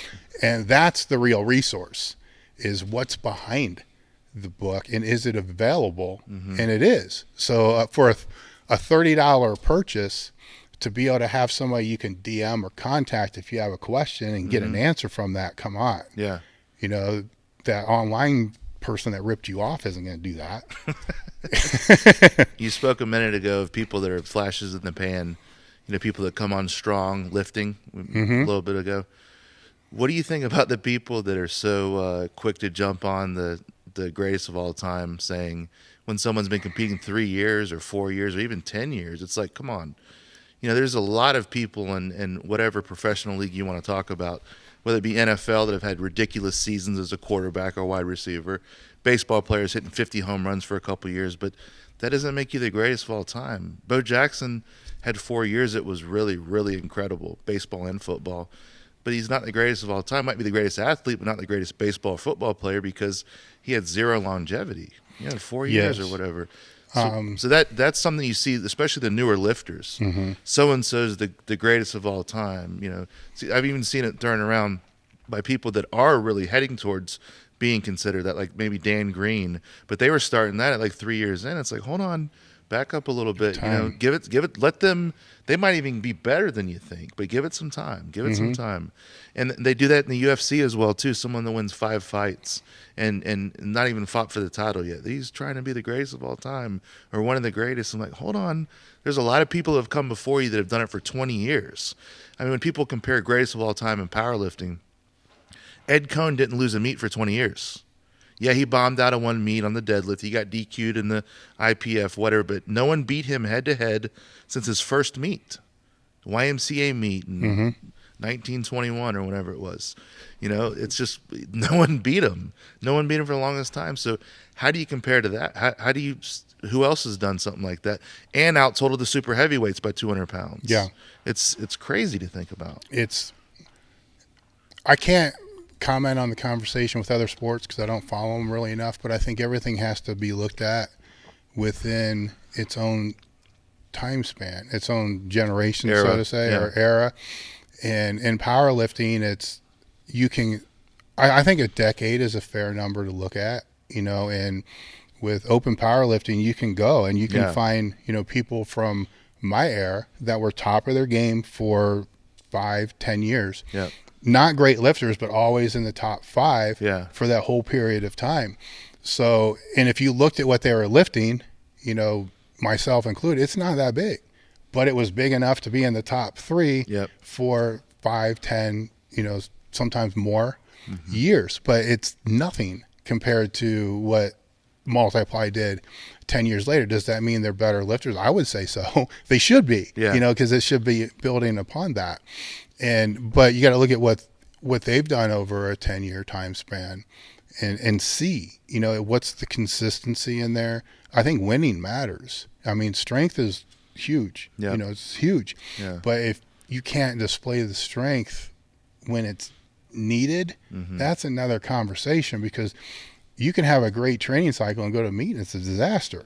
And for no reason, unbeknownst to you, don't know what the fuck it just did.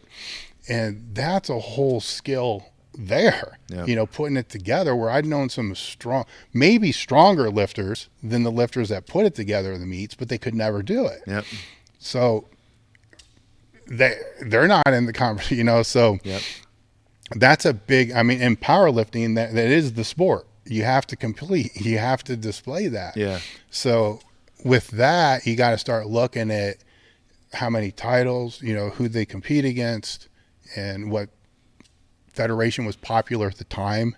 Powerlifting is very convoluted. Yeah. So you got to kind of ask around, during this time, what was the good federation? And somebody could have 5 world titles, but 3 people, lifted in their weight class compared to this guy that never had a world title and had 20 people in a weight class.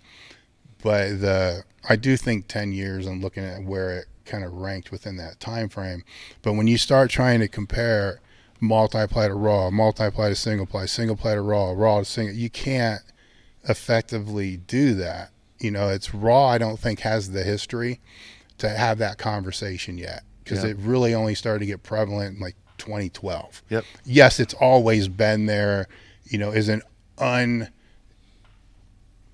wasn't even, you couldn't even select it on an entry form. So here's the thing with that. If you couldn't select that in a meet, but the lifter yet competed that way, they would have been marked as single ply, or they would have been marked as multiply. Yep. So how many raw lifters aren't getting the credit for when they did lift raw? Yeah. Because it wasn't somewhere on the entry form to be able to lift. How many benches? Let's use that, because you'll see this. Yeah. How many benches were done by people that had a blown bench shirt but went out and did it anyhow? I've seen it. And still bench 550, 600. That's not ranked as raw. It's ranked as multiply. Right. So how many of those are missed? But forget that, because that's a whole nother conversation. So somebody asked me the other day, they were saying that they thought that the longevity of a raw lifter was longer than multiply. And my answer was, it's not been long enough to know. Mm-hmm. We're only in 2020. We only have 8 years of history. So my question back was, who was lifting in 2012? Or I'm sorry, shit, my brain's dying. Who was lifting in, fuck, holy cow. Yeah, 2012. Yeah. So who was lifting in 2012 that's still lifting now? Yeah. Raw.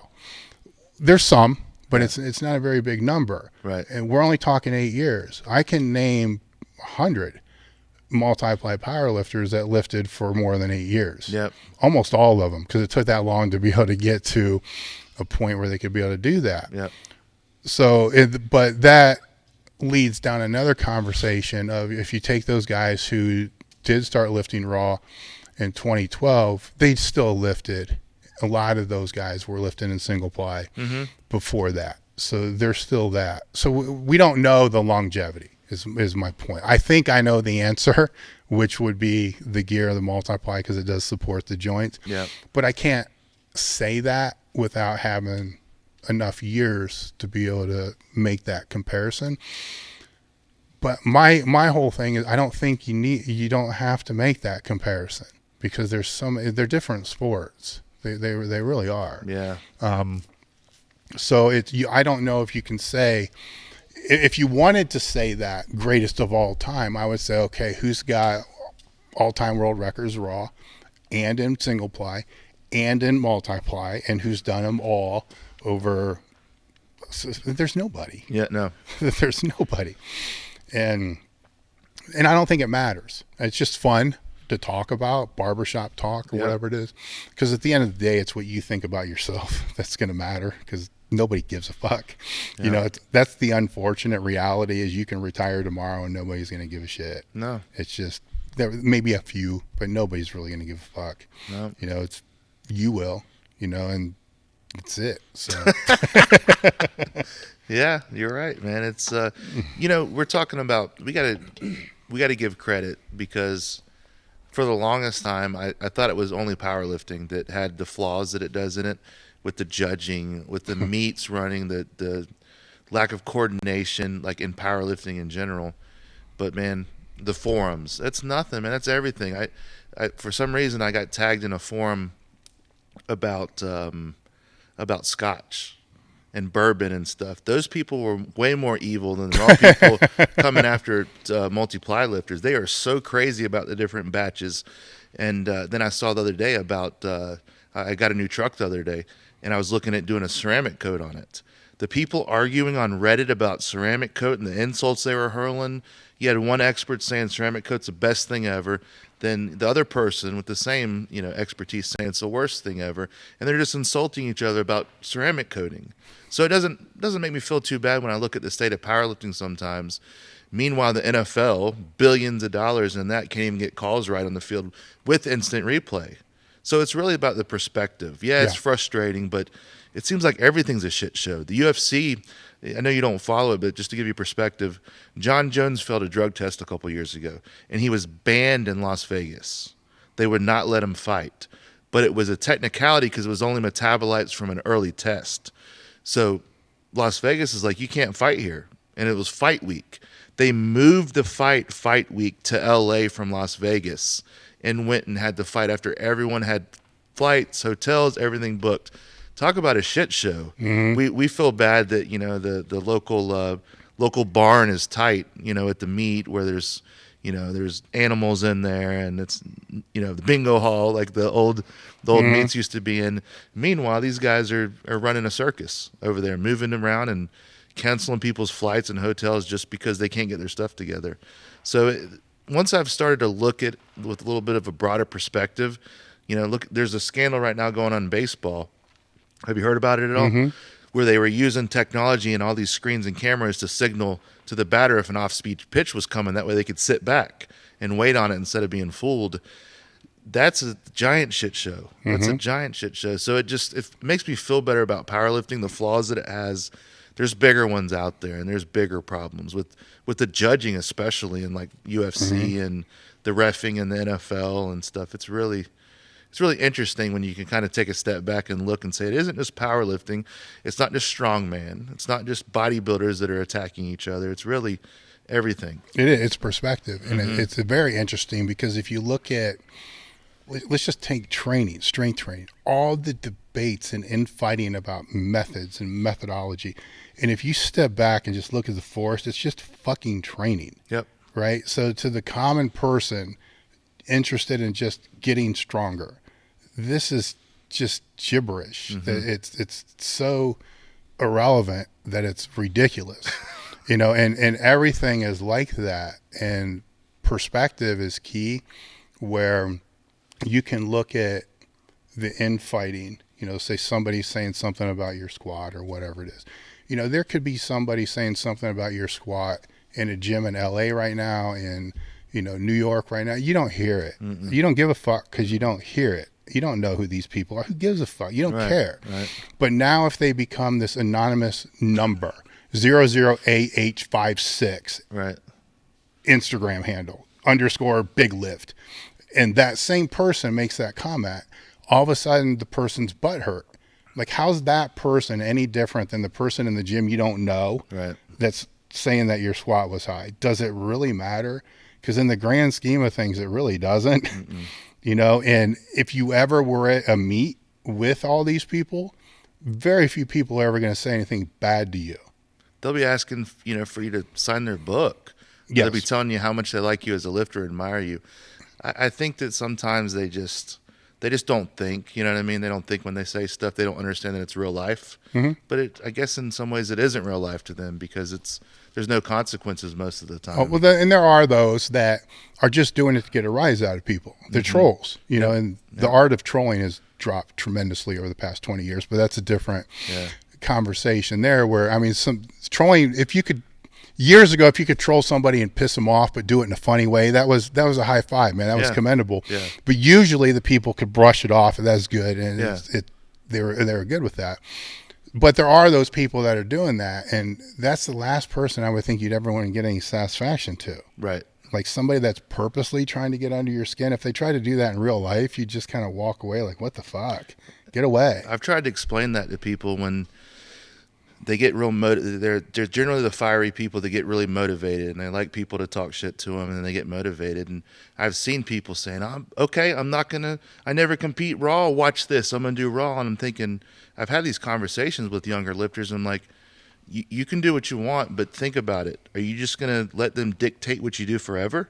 Yeah. Then after that, they're going to say, well, you can't lift with knee wraps, or you can't lift with one knee wrap, or no belt, or no chalk, or it's a rabbit hole to go down. So you really can't worry about what other people think or say, because I used to be like that. I used to be sensitive about it, and I wouldn't like break down and cry and like lay in my wife's lap or anything, you know, upset about it. But I would get pissed. And if it changes your training, then they won. They did. You know, and if it produces cortisol, they won because Yep. now you got to recover from that. Yep. You know, it's that I don't see how you'd want to give anybody that power, and it's so easy to avoid.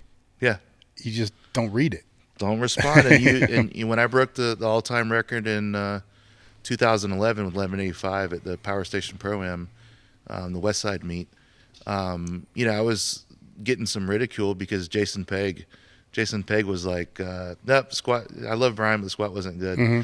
And then the video came out, and he saw that I got the rack command before, and I said, how should I handle all this? You said, post the video up and then just move on. Don't reply to anyone. Don't make a big deal. And there were still some people that said the squat was, higher than, whatever they say. And I've never squatted deep. I'm whatever. I never really been the person to say, man, I squat so deep. That's what I want to do. Some people take a lot of pride in that. I've taken pride in getting them in, and sometimes I have to take them deeper. Sometimes I don't have to take them as deep. With that said, I used to let people get under my skin, but from that point forward, when you're like, just let it go, I let it go and it went away. It just went away. It always goes away. Yeah. You know, always goes away. And I gave this advice to some female lifters a couple years ago. I said, hey, you didn't ask for it, which I don't do anymore.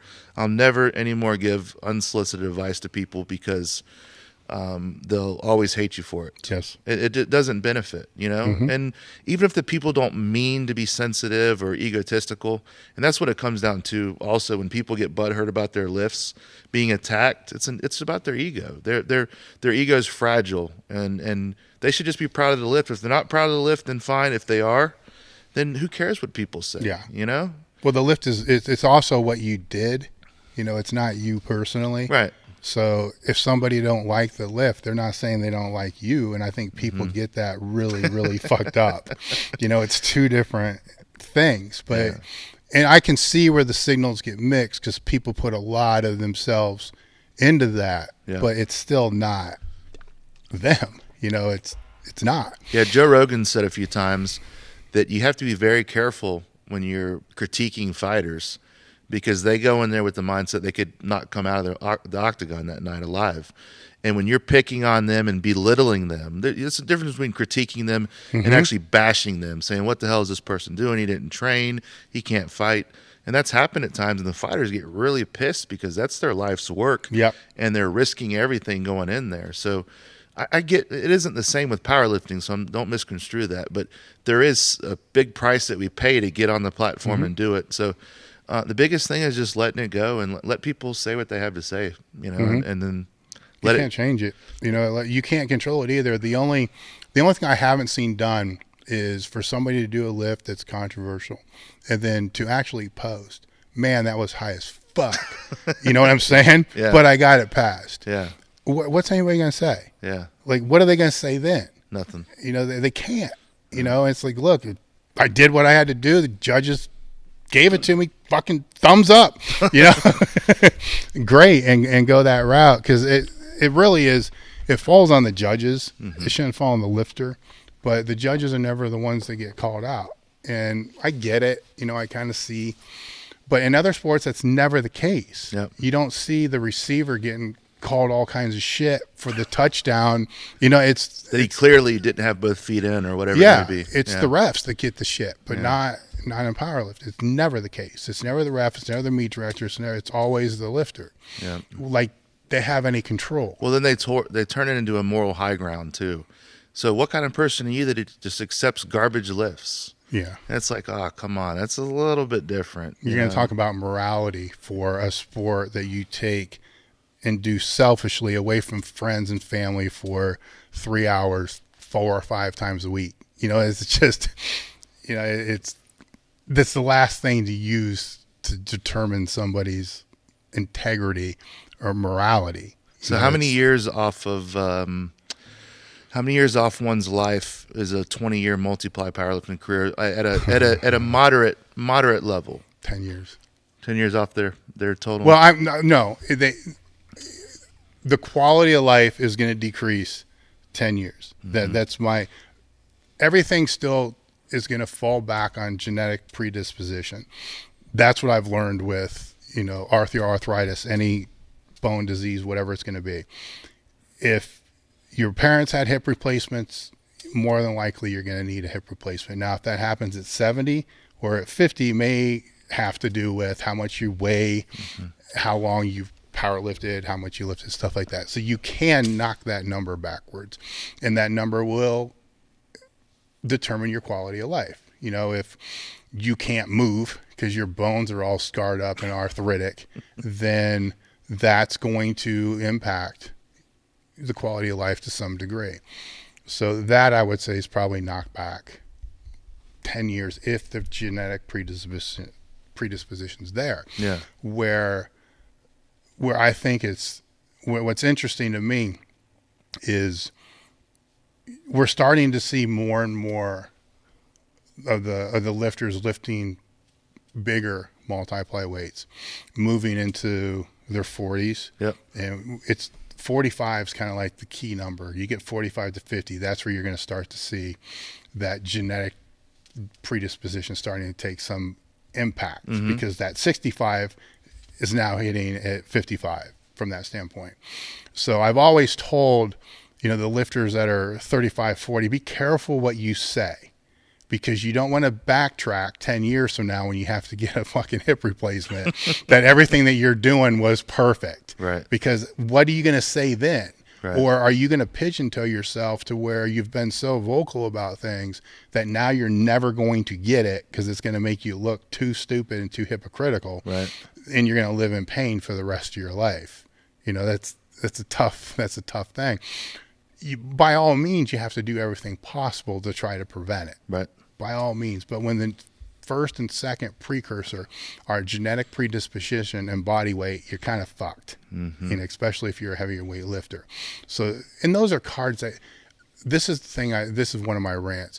This is the thing I don't buy, is there's a risk reward to everything. Yep. Even when you got into this when you were younger and you decided to, that there's a risk. Yeah. The arthritis is a real, anybody that says they don't know this is just fucking stupid or illiterate. Yeah. It's just, they know that.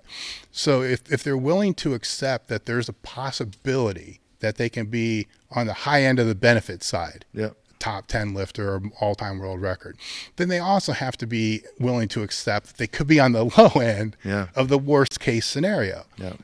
You already accepted that. So when that happens, you have to pay the price. Don't bitch about it. You made the decision a long time ago. Yep. And no, nobody has to pull you aside and say, hey, look, kid, if you keep doing this, you're going to fuck yourself up to where you can't move when you're older. And I'll tell you what, with everybody I know, somebody did tell you that. Yep. And you said, oh man, get the fuck out of my face. Yep.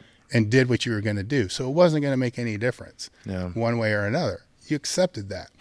And when it, hopefully it never happens, but when or if it does happen, you're going to be okay with it. Yeah. Same way Ronnie Coleman, everybody else is. He's not faking the shit. He's okay with it. Yeah. He knew what it was. Personally, I think he had a shitty surgeon, but that's, another Yeah. conversation with that. Yeah. But I think a lot of it can be offset. I really do. And a lot of it is, as you talked about with the back, figuring out how to stay out of pain, because you can still have fucked up joints and still be out of pain. Yep. Sometimes there's no other choice, but I think there's a bigger choice than people think. Yeah. I've needed a shoulder replacement since 2005 and still haven't got it done. There's things I can't do, but there's a lot of things I can. Yeah. And it's not in pain, most of the time. Not enough where I feel like I have to get it done. That's a long time to go when I had multiple surgeons say, you have to have this done. Right. That wasn't the case with my hips because it hurt too bad. You don't walk on your hands. But That was bad. I remember that was, did you get it replaced in 13? I remember at the old compound, you would have to basically go from machine to machine to get across the gym. it was bad. I mean, you try to put it off as long as you can, but you can't. So what do we have questions-wise? I don't want to get too far. All right. First one here from the live stream, going back to Dr. McGill, said, I believe Dr. McGill has recommended not to box squat for the compressive forces on the spine. You guys have any thoughts on that? It depends. Each exercise is a tool. Not every tool will be good for you depending on your body type, the style that you squat, your specific injury, your strong points, your weak points. A lot of the time coming back to a box is very good, but here's the key: are you compressive intolerant? If you are, maybe it isn't going to be a good option for you. But all of these things, and we talked about the McGill assessment, the McGill method. It's assessing everything about the athlete and building a program to get them pain-free and back to whatever their goal may be. And getting someone pain-free and back to powerlifting at a high level is difficult to do. Same thing with strongman. I've worked with a couple strongmen that got back, but when you have to do the triple extension, you have to round over to pick up a stone, and you have to overhead press a log after cleaning it with sloppy, terrible form because you just have to get it up in its maximal weight. That stuff is difficult on your spine, so you have to build a lot of resilience and make sure that you're good to your spine when you're outside of the gym, and invest in it. We call investing in your body with the walking, with the core work, with the carries, and moving well outside of the gym. That's important, but it really just depends, and it's not the cop out of giving you a specific answer, but everything depends. Mm-hmm. A lot of the time, a box squat is great to limit someone's range of motion, to teach them where they need to squat right now without rounding their spine. This is assuming that they're box squatting without crashing on the box, and box squatting with poor form. So with that, I would agree with what he said. If it's something that aggravates the problem, then you don't want to do it. You're not resilient enough to be able to do it. Is it going to be something that's going to fix the problem? Maybe, but I would fall back on that and say, well, maybe your squat form needs addressed. And if the box can help address that squat form unloaded, to be able to sit down and sit properly, then so be it. But the squat form is the issue, not the box, if that makes sense. All right. This guy said, hey, Dave, I heard you talk about leverages changing with the weight gain. Would you mind elaborating on that a bit? And No, Brian, I'll let Brian talk about it because he's been. When you started, 220. 220. So Yeah. from 220 over 300. Yeah. So your leverages have changed. Yeah, things change. A lot of the time when you're lighter, the deadlift tends to feel better for people. But I've seen people go up in weight too and pull better. So definitely a weight gain helps the squat and the bench the best in my experience. You thicken up your joints, you thicken up your torso. You have less range of motion on the bench press. You have a bigger, more stable core most times, as long as it isn't just totally jelly and fat that you got around your core. The leverage gain with the squat is the stability. Instead of being leaner and like a bodybuilding taper, you have a thicker, more of a barrel core, and you're going to be more stable. And like I said, the bench press, shorten up your range of motion, definitely will lead to a bigger bench press and being thicker overall. But like I said, the deadlift, it just depends. Some people, it goes up when they get heavier, and other people can't get down to the bar, and their torso's too thick. What's good for your squat may be terrible for your deadlift. There's so many things you got to consider. It's got to balance out. But don't. I guess with that, don't be short-sighted, especially with a deadlift, on how you pull, because as your leverages change. For instance, the guy that may not be able to get down to the bar might be able to get down sumo and actually be able to keep a better back position sumo, but that sumo may not be conducive to when they're 181 pounds. Yep. So I think you should always train, especially if you're gaining weight, you should always train both and kind of decide which one you're going to use for the meet as the meet approaches. Then you kind of get married to it, and then after the meet, pull back out of it. There's never anything wrong with being able to know how to sumo and conventional, because meets can be tricky and you fuck your back up or your hip up and all of a sudden you're forced to go from sumo to conventional. Don't be the person that's not ready to do that. It's always, even if it's 100-pound difference, it's still better than not having a total at all. Yep, Chuck did that many times. I remember in 2009 Pro-Am where he hurt his hip squatting. He'd been pulling sumo the whole time and went out and pulled conventional. Yeah, it's really, you need to be able to pull both ways. And that's something I learned from you about 10 or 11 years ago. You need to be able to bench both ways, too, tucked and out front, because you have a bad spotter on the squat and they crank you up and you can't get a big arch and you can't tuck your feet behind you because it hurts. It's good to be able to put them out in Yes. front and at least survive that meet. Yeah. And even in training, sometimes your back will get a little jacked and you need Yeah. you don't want to trigger it worse talking about back issues. You don't want to trigger it worse if all you need to do is put your feet out for a little while. Yep. All right. Oh, another thing too, if I could add, when you become heavier and thicker, it's always a good idea to take your stance out a touch more, because your gut's going to want to bind you up if you're sitting in the same stance, or if you err on the narrow side like I do, and that's a mistake I made. Got to get the stance out a little bit if you're getting really fat and thick, for sure.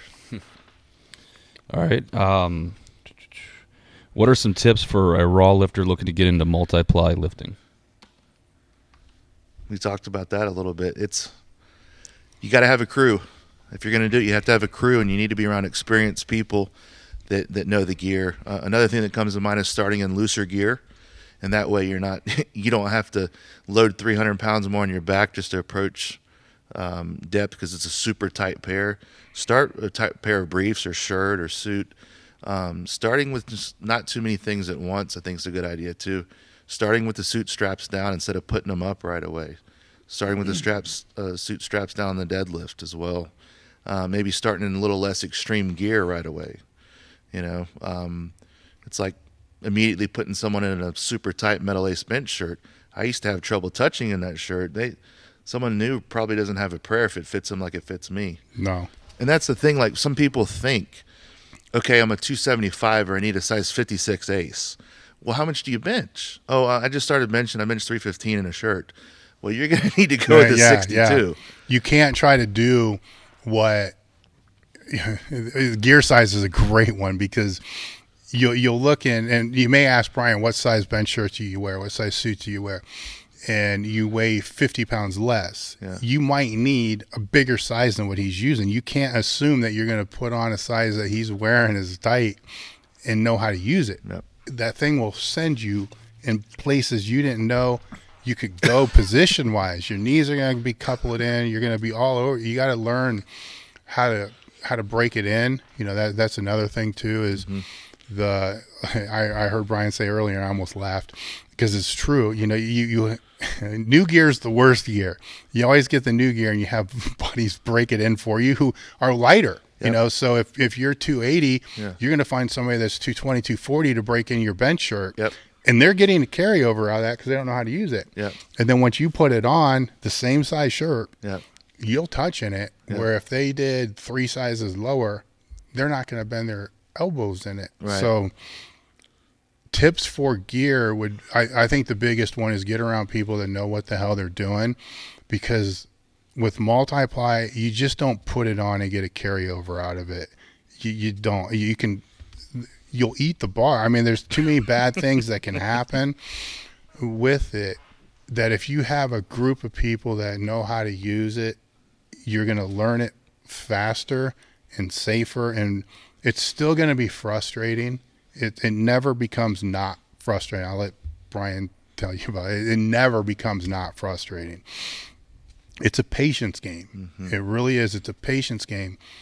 The other trick with it is you have to be strong enough to use it. Where I'm not saying that if you're a 200-pound bencher, you're not strong. I'm saying if you're a 200-pound bencher, then you have to be strong enough in your training to be able to do at least 170 before you start putting the gear on. You can't do it when you're benching 150. Mm-hmm. You have to be, I would say, if I was to guess a percentage, even though I don't like them, you have to be at least 70%, 80% of your best strength before you start trying to use the gear, or it's going to be a clusterfuck, and whatever you're doing with it, it's not going to carry over. That's the problem with training with gear, because the more advanced you get, to really start dialing the gear in, not just breaking it in and use it for training, but to really start figuring out what you have to do. I'll guess and say Brian's got to be using at least 85 to 90% of his max weight to be able to know exactly how the shirt's going to work when he touches, to know exactly where the suit has to be set to hit depth. Anything lighter, it's just breaking in the gear. There lies the problem.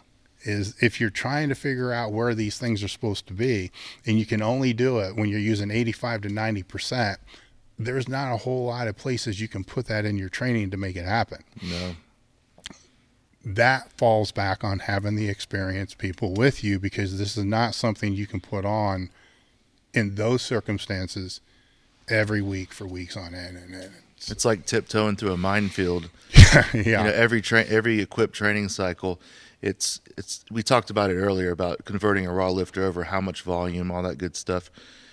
Everything is just kind of a guessing game, and your body changes because of the supplements, the diet, the stress that you have going into meet. You might lean up a ton, leverages change. You need to get into a smaller shirt. Everyone responds differently. So sometimes you're scrambling at the end just to get something to work and fit. Your strength's through the roof, but your gear isn't fitting right. And that's, like you said, you have to have the gear strength and the raw strength at a level, and they always play off of each other. And it's very difficult to be able to get them all honed in. And when you do, I'm not even going to use Hoff or Frankel as an example, because they're super outliers. But when you get both of them to work out, you start seeing guys like that Finnish guy, Kalle, that he's starting to chase some of Frankel's numbers. He did almost 2,600 at 198. That's a guy that's super strong raw, and he's getting really good in gear. And I think he did 2050 or something, 198 raw, and reps or something, 800 squat, 750 pull. That dude's incredibly strong both ways, but he's been able to get them both up there, and that's very hard to do and convert it over. But it's hard not to push too much in the gear too often, where you just beat the crap out of yourself and you start regressing. So yeah, you figure out the gear, but your body's beat to crap and your forearms are shot and you can't even hold the bench press bar, even though you know how to touch now. It's a nightmare. It's a nightmare at times, and I've lost a lot of sleep. I've lost a lot of sleep about it over the nights. I mean, one time in particular when I was training for the 2011 Pro-Am, and my training was absolute horror show the whole time. I couldn't touch anything. My back was hurting me, but I ended up pulling it out and hitting that 1185 at the meet. It was just weird.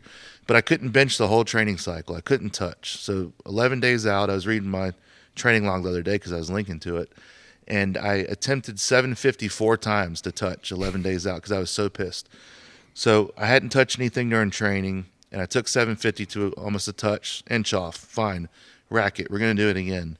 Come down again. I'm even further away this time. Start cussing, flipping out. Rack it again.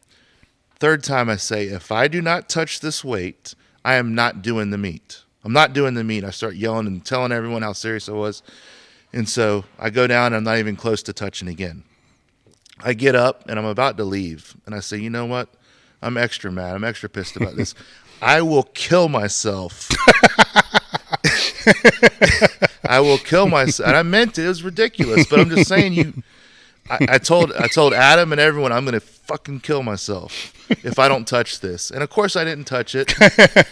I didn't kill myself. I went and did the meet, and I had my best meet total ever. But at the time, you get so extreme and so wrapped up in it and so frustrating that it literally makes you crazy. Let's go back on that training cycle a little bit, because I think you touched on something that a lot of people miss.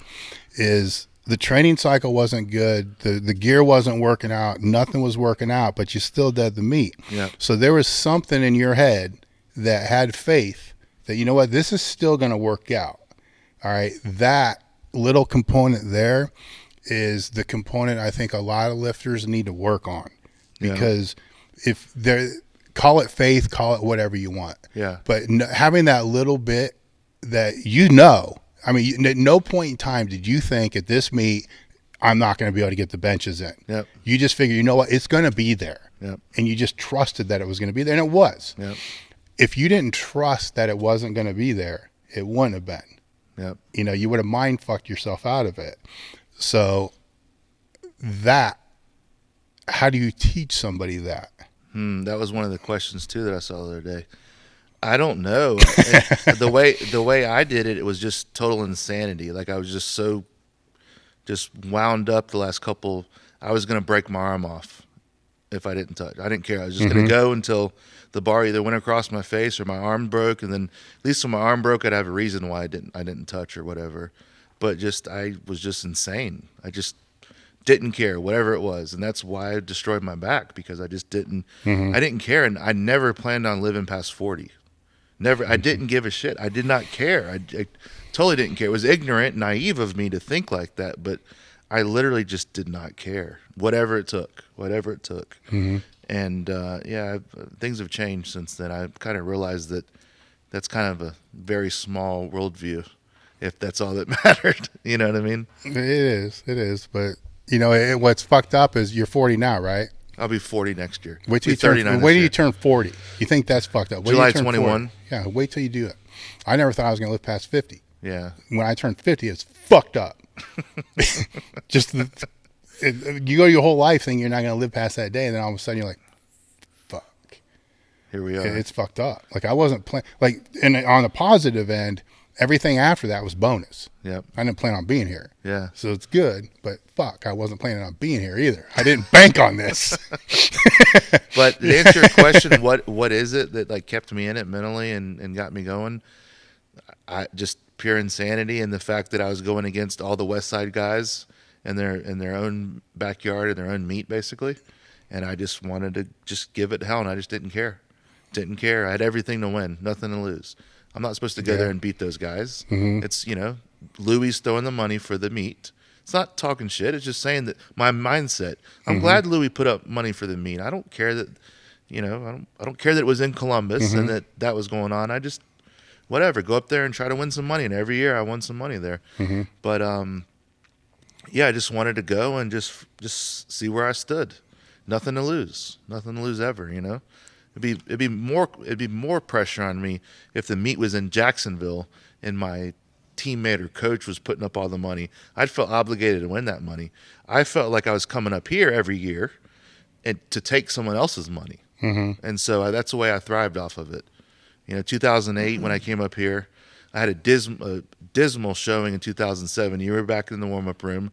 I was the all-time world record squatter with 1,030 at 220, and I got pinned in the back room with 900. I got smashed, and it was just it was laughable. It was just pathetic, and so I definitely kept that in mind when I came back the next year and went up a weight class, and came in second overall and was one lift from beating Greg, who was the world record holder at the time, and that's when I saw that, hey, I can compete with these guys.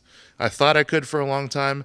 But getting so crazy about lifting in 2007 after that terrible failure and bombing at the Arnold, I bombed 2 meets in a row and said, okay, I'm going up. That motivated me to be fearless. And I think maybe that's kind of answering the question that we were asked. I just got so angry and fearless about it. Hey, I embarrassed myself at the Arnold, earlier this year. I made a terrible showing in the back room with 150 pounds less than my max. It can't get any worse than that. Let's just get after it and let's put some effort into it. Yeah. I mean, the hardest guy to beat is the one that has nothing to lose. Yep. Always is the hardest, because you have to fear that guy. Yeah. Or be that guy. Yep. So if you can be that guy, then it's there. But when I was in those situations, I just, for some reason, everything just worked better at a meet. Like with the bench shirt, it always came down to me. I don't know why. Yeah. It just seemed to come down faster at the meet. Squats didn't go any lower, but the bench, it could be a complete fucking disaster. But it just for some reason, it always. So I almost got to the mindset I'm not even going to worry about using a shirt at all, because it will be there. But you give up a lot. Yeah. If you don't do that. What else you got? Okay. Take a step back to talking about age again. This guy said, I'm starting powerlifting at 30 and currently have a 1,300 pound total. I'm 6'1" in the 242 pound weight class. Can I get to a world class total before my body falls apart? Yeah, I don't see why you wouldn't. Actually, I'll say no, because you're asking me the question, which means you're already doubting yourself. So if you change that, then there's no reason why you can't. Other people have. So a lot of other people have. A lot of people that get into the sport don't get into it until they're in their 20s or 30s. I think you really mature, unless you start really young, I think you really mature 35 to 45, right in that range is where the optimal potential is, unless you start really young. Then it's going to be change a little bit, but most don't. I think most people would be surprised if they looked at the age when most of the top lifters were hitting their best numbers. Goggins comes to mind at 41. First guy to squat 1,100 pounds, and he was 265 and 40 years old. And that was after some time off. He came back to WPO and smashed it. Yeah, first squat ever over 1,100 pounds. One thing that jumped out at me with the question was, I believe is he 6'1" at 242? He's too skinny. Yeah, he's light. Yeah. Yep. Thicken up, go up to 275, but add muscle. Have a day or two where you do hypertrophy training to add some muscle. Make sure your diet's in check. You're eating enough. Don't worry about being. Everything has a cause and effect. There's always a reaction. So if you're too worried about being lean and being a younger guy, being 30 years old, you've got to. If world-class performance is your ultimate goal, you've got to get away from what you look like. You just can't. Not everyone's going to look like Kevin Oak and Dan Green, shredded, six-pack, and be ridiculously strong. They're outliers. Most people that are going to be brutally strong are going to look more something like Dave Hoff. They're going to be barrel-chested. They're going to be round. They're going to have big, giant joints, and they're going to be stubby and stocky. So with that said, when you got someone like Dave Hoff, and again, this is equipped lifting, but he's 5'6" or 7", 300 pounds. He's a bundle of power. So him at 6'1", he needs to, if he wants to start chasing big numbers, he needs to get up closer to 300 pounds. But take your time doing it. It isn't about what you're doing this year or next year. It's like more of a longer than 5-year plan to do it right. Because if you progress too fast, you're going to blow things apart. Yeah, long-term plan, I've talked about it a lot on this podcast. You can't look at things in 12-week, 10-week cycles. You have to look at this as where you want to be in 3 years. So if you want to be 300 pounds in 3 years, then start backtracking it. Where do you need to be 12 months sooner than 12 months? And that makes all the objectives they're easier to hit because you're not looking at 300 pounds. You're looking at 20 pounds in the next year and creep it up that way, which is doable. It's all doable. It's like increasing your income. If one day you want to make $250,000, that's a good number for a lot of people. They'd say, okay, $250,000. Well, if you look at it and say, I want to, I'm making 45 right now, and my ultimate goal is to make 250. Each year, increase it by 10 or 20%. Next thing you know, you're making 60. Then you're making 80, and then 100, and then you're almost halfway there. And that's a longer term plan. 10 years adding 10%. Next thing you know, you're making $250,000. But if you say, I'm just going to jump from $45,000 to $250,000, that's the daunting. You got to build on that, and it takes time, and it's not just going to happen all at once unless you happen to be an outlier and hit it big right away. So that's what comes to mind too. It's got to be a process. And you can't skip the processes. You got to put one foot in front of the other and build, and be consistent, because you're going to get hurt if you start getting strong. Going from a 1,300 total, this guy's a raw lifter. Yeah. If you go from a 1,300 pound total to a 2,000 pound total in a year, you're going to find some career-ending injuries probably. Because again, we talked about it earlier. It's the connective tissue that in the bone that is not going to be ready for that load. The muscles are going to be fine. Yeah. But the tendons and ligaments and vertebrae, they're not going to like going from a 500 squat to an 800 pound squat in a year. No, hell no. Even if you can take it, your body's gonna blow apart, most likely. Okay.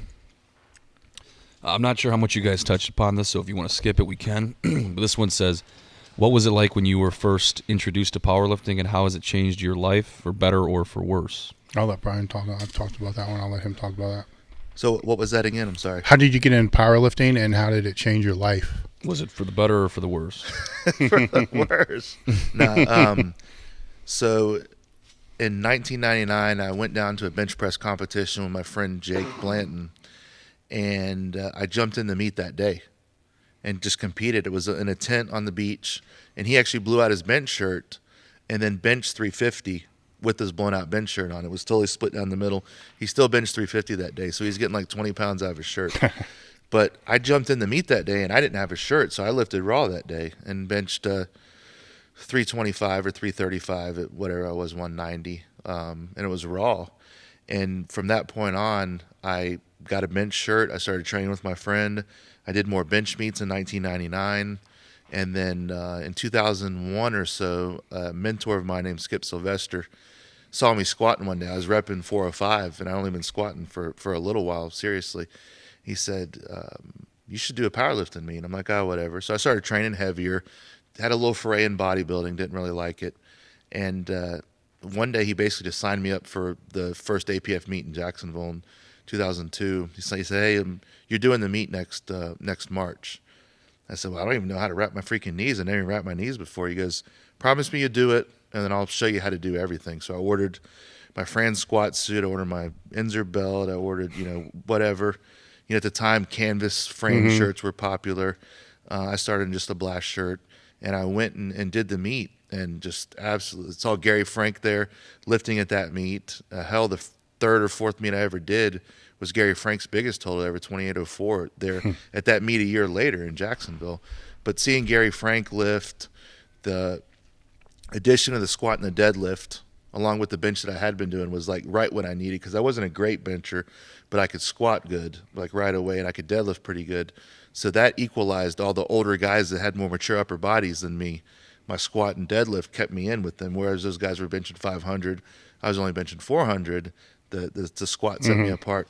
So I immediately fell in love, and I said, hey, I could probably be pretty good at this. So from there, I just joined Samson within a few months, and then trained there for 15 years. And now Samson's in my garage for the last year and some change. But getting with Adam and those guys, because they were already powerlifting, they already had a team, that was what really got my claws dug into it. And I just got completely obsessed. I got so obsessed, I think my girlfriend broke up with me within 6 months of starting at Samson or something like that. So I started with them in September of 03, and we broke up in May of 04. But that didn't stop me. So outside of your girlfriend leaving you, how did it change your life? Good question.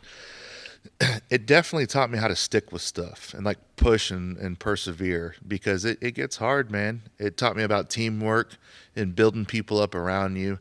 It also sharpened my tongue a lot for trash talk and sarcasm, because we were a brutal crowd, man. And if you came in there half-stepping, not on your trash talk game, you would get destroyed.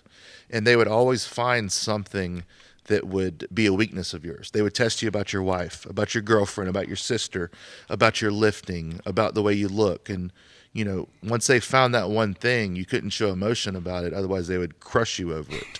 And we got to be so bad. We got to be so bad about trash talking. I had a guy that threatened to kill me one day. He said that I just sold him a gun a couple of months before, and I made a joke about him. And I was actually laying on the ground doing a McGill curl up. And he looked down at me. He goes, one day I'm going to get a gun and kill one of you motherfuckers. And I said, really? So Adam went inside, got his gun, put it in his pocket just to make sure nothing escalated. And then later on, he messaged me on Facebook and said, I'm sorry. He didn't kill me with my own gun, thankfully. That's a good thing. Mm-hmm. All right, with regards to multiply squats, does a wider stance equate to a heavier squat? I am transitioning from single ply to multiply, and I squat with a wide stance, but is a very wide squat stance necessary? No. Nope. Go ahead. I just, no. It's whatever your leverages feel best at. It's hard to say one way or another, because Brian doesn't squat that wide, and if he went out wider, he wouldn't squat better. Regardless of what anybody says, that's not true. Yeah. Because there's his quads, the way that they're built, and the way his torso builds up when he starts to fill up, creates this tremendous spring that he has throughout that. Where if he opened that up, that spring's gonna be lost, because it's not gonna fall back on the glutes and the hamstrings, because that's not how he's developed and how his system works.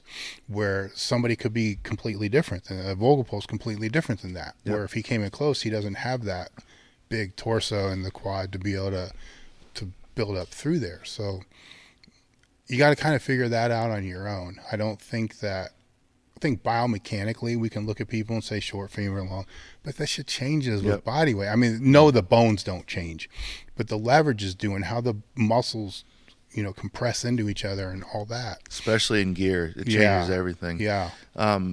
You can do a hip scour on someone to see what type of hip joint they have, whether it's a really deep one or if it's a shallow one. Mm-hmm. Chuck looks like he has shallow. You look like you had shallow because you could go so wide.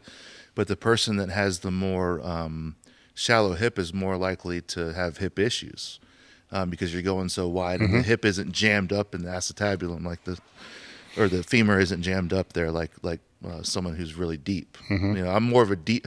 I'm not super deep, but I'm deeper. And you can pretty much. Stu taught me this. You could pretty much grab someone. You could say, okay, who's from Poland? Someone would come up that has Polish descent, and you could put their knee up into their armpit. They're great Olympic lifters because they have very, very good hips. They're very shallow, but they also have a bunch of hip dysplasia, and genetically they're predisposed to it.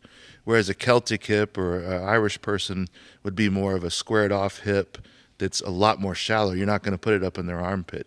So that's a good starting point too, that you can look at like from a biomechanical standpoint and say, well, that squat doesn't look right. Let's see if it lines up with why it doesn't look right. And you can see where the hip goes and everything. But there's a lot of things to look at, man. Some people are hypermobile and they can just make their body do things. You see someone like Laura Phelps that was squatting so wide too, and you can't really teach that. You know what I mean? So I wouldn't look at squatting wide as being, your route to a big squat necessarily. You need to squat to where your body's going to be the strongest and most resilient. And everyone's going to be so different. A lot of people like to mimic Chuck because he was so badass and strong. He had 3 different squat records, 220, 42, 75. But a lot of people will end their career trying to squat that wide. Yes. Okay. Brian, what type of ab work do you recommend to build a strong and bulletproof core without hurting the back and stay healthy? And what exercise sets, reps, and how frequently? Extra tips for beginners as well. That's a whole program right there, isn't it? So He crammed it all in there. yeah.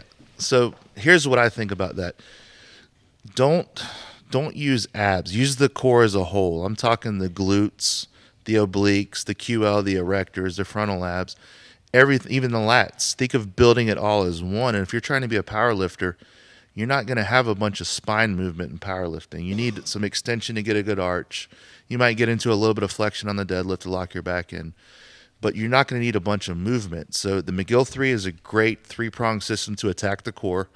I think that powerlifters that are just doing a bunch of ab stuff, like a bunch of crunches and sit-ups, they're a little bit misguided with that. It could still be part of a good program, but I don't think it should be the lion's share of it. And for the McGill Big 3, I start my workout with it, I end it, and I still do it on days that I don't train. I end with it on days that I train, and I still do the McGill 3 on days that I don't train and get my walks in. But walks is another, daily walking is another very underrated core exercise. Walking carries is very good too, or are very good.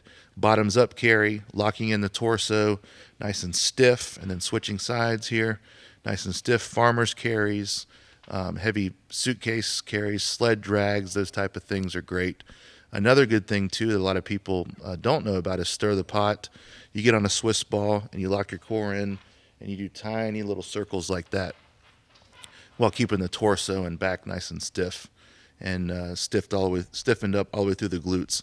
Think of trying to plank on a Swiss ball, but just doing tiny circles.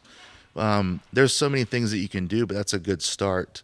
For the McGill 3, the Russian pyramid, 5 sets rest, 4 sets rest, 3 sets rest at about 10 seconds a rep is what we advocate in our joint book, Gift of Injury, and Stu's Back Mechanic. So I would definitely suggest reading Back Mechanic to getting a better idea of all the things you can do for the core. But you got to remember that core work for an MMA fighter, core work for a strongman is going to be different than core work for a power lifter because we only do 3 movements. There's unlimited ranges that you have to be in as an MMA fighter and even a strongman. So it needs to be specific across the board for what your goal is. Okay. Dave, anything you want to add? I know you didn't hear that, but ab exercises. For just in general, to build a strong core for powerlifting? They have to be able to stabilize the spine. So the planks and stuff like that, they have not only being able to, I think with the planks, things get convoluted. It's just not getting in a position that you can hold for 5 minutes. That may have some application, but getting in the position and making sure the hips are in the right spot, and then creating tension, which if you're actually as a power lifter, you need maximal tension. So if you're actually creating maximal tension, I don't know very many people that can do that for more than 10 seconds. Yep. Really hard. So I'm not impressed when a power lifter will tell me they can do a plank for 10 minutes. I'm more impressed, can you do it for 5 seconds with a lot of tension? Yeah. The right tension, 360 degree tension.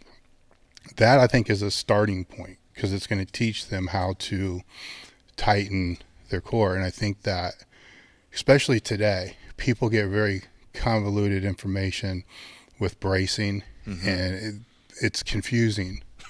Way too many people. I like to dumb it down and just say, make your torso tight. So if I was to take a pool cue or broomstick and whack you anywhere, abs, side, back, you're ready to take that.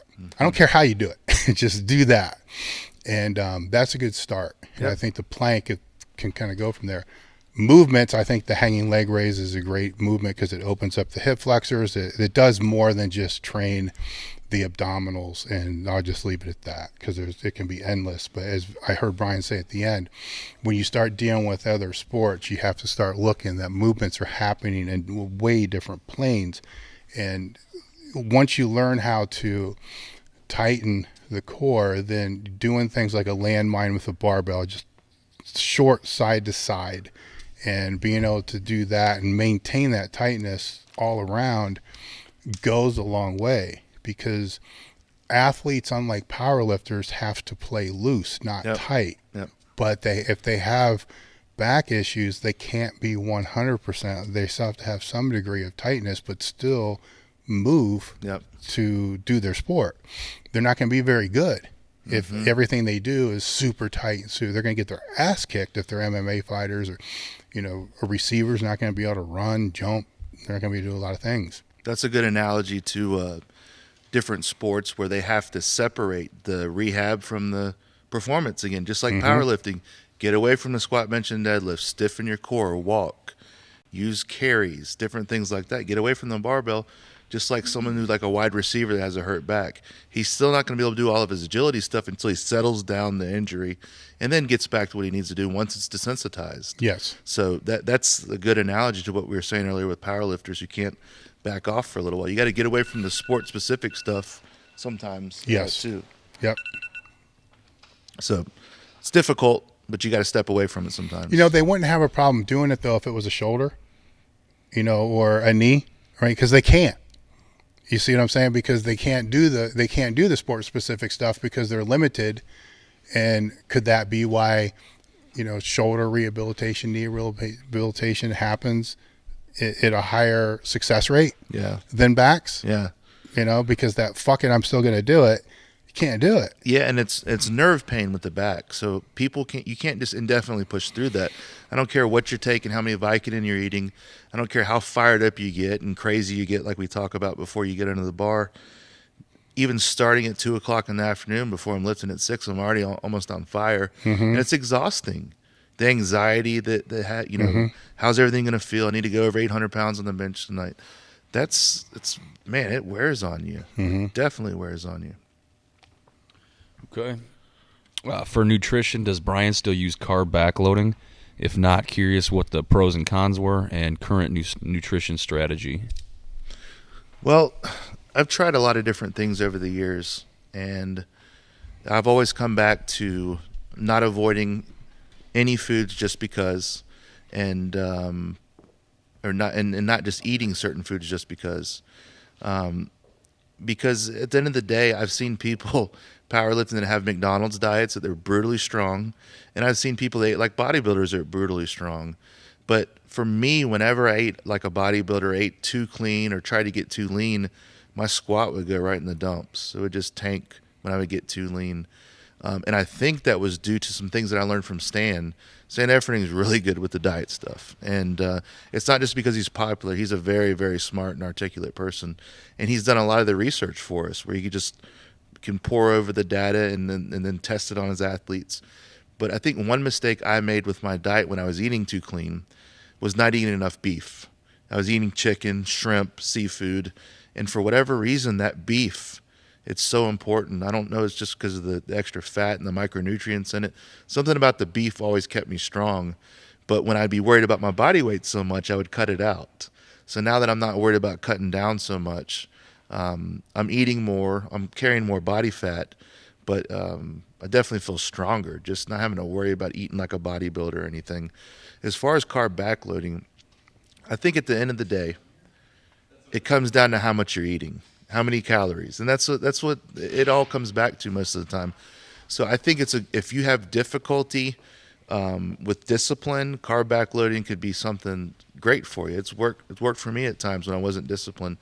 But I think for strength training, the best way to go about it is a balanced diet, enough carbs, enough fats, enough proteins for you to sustain your workouts, recover from the workouts, but not put on too much body fat. And what is a well-rounded diet? I have no clue. Everyone's going to be different. You know, like Stan advocates beef, rice, orange juice, peppers, onions, eggs, and then that's Greek yogurt, spinach. That's like the lion's share of the diet. But doesn't mean if you don't eat exactly like that, because Stan doesn't like pasta, pizza, and pancake, doesn't mean you're not going to be a good lifter, or your gut's going to catch on fire, right? Everyone's talking about gut health. I don't think anyone knows what the hell they're talking about with all this stuff. You know what I mean? But I think they make it too hard. Now, bodybuilding is a different story because you have to work on body composition. That's a lot different than just being brutally strong. Because like we said, you can drink Cokes, eat fries and burgers, and get as strong as anybody. Yeah. But you might die a little earlier, potentially, or not. Yeah, or not. Yeah. It depends. I have no idea. Yep. Okay. I'd be interested in hearing Dave and Brian discuss their approaches to 2 to 6 week post-meet recovery and transitioning back to heavier training. They have similar mindsets, but I think there would be some key differences that would be interesting to discuss. All right, I'll lay mine out, and then I'll let Brian tear it apart. Let's go that route. I'll lay out what I suggest. Now, if they do it, it's a whole different situation. I don't want a barbell on their back or in their hands in any way for 8 weeks if it's an advanced lifter because it's bigger weight, 4 weeks if it's a beginner. So they can do any machine that's out here. They can do dumbbells. It just can't be a barbell on their back, in their hands, in any way. But the repetitions have to be between 8 and 15. Nothing can be under that. Rest periods need to drop. And that's really about it.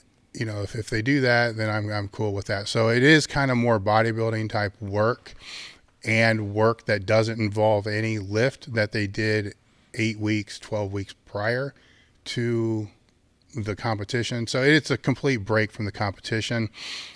If they take a week off or not after the meet, I really don't care. You know, I would rather they do take some time off, but if there's other people in the gym getting ready for stuff, they should be in the gym helping them because they helped them get ready for their meet. But the key thing is the bar. No squats, no benches. And if the benches, it's going to be dumbbells and stuff like that. So that's what I have there.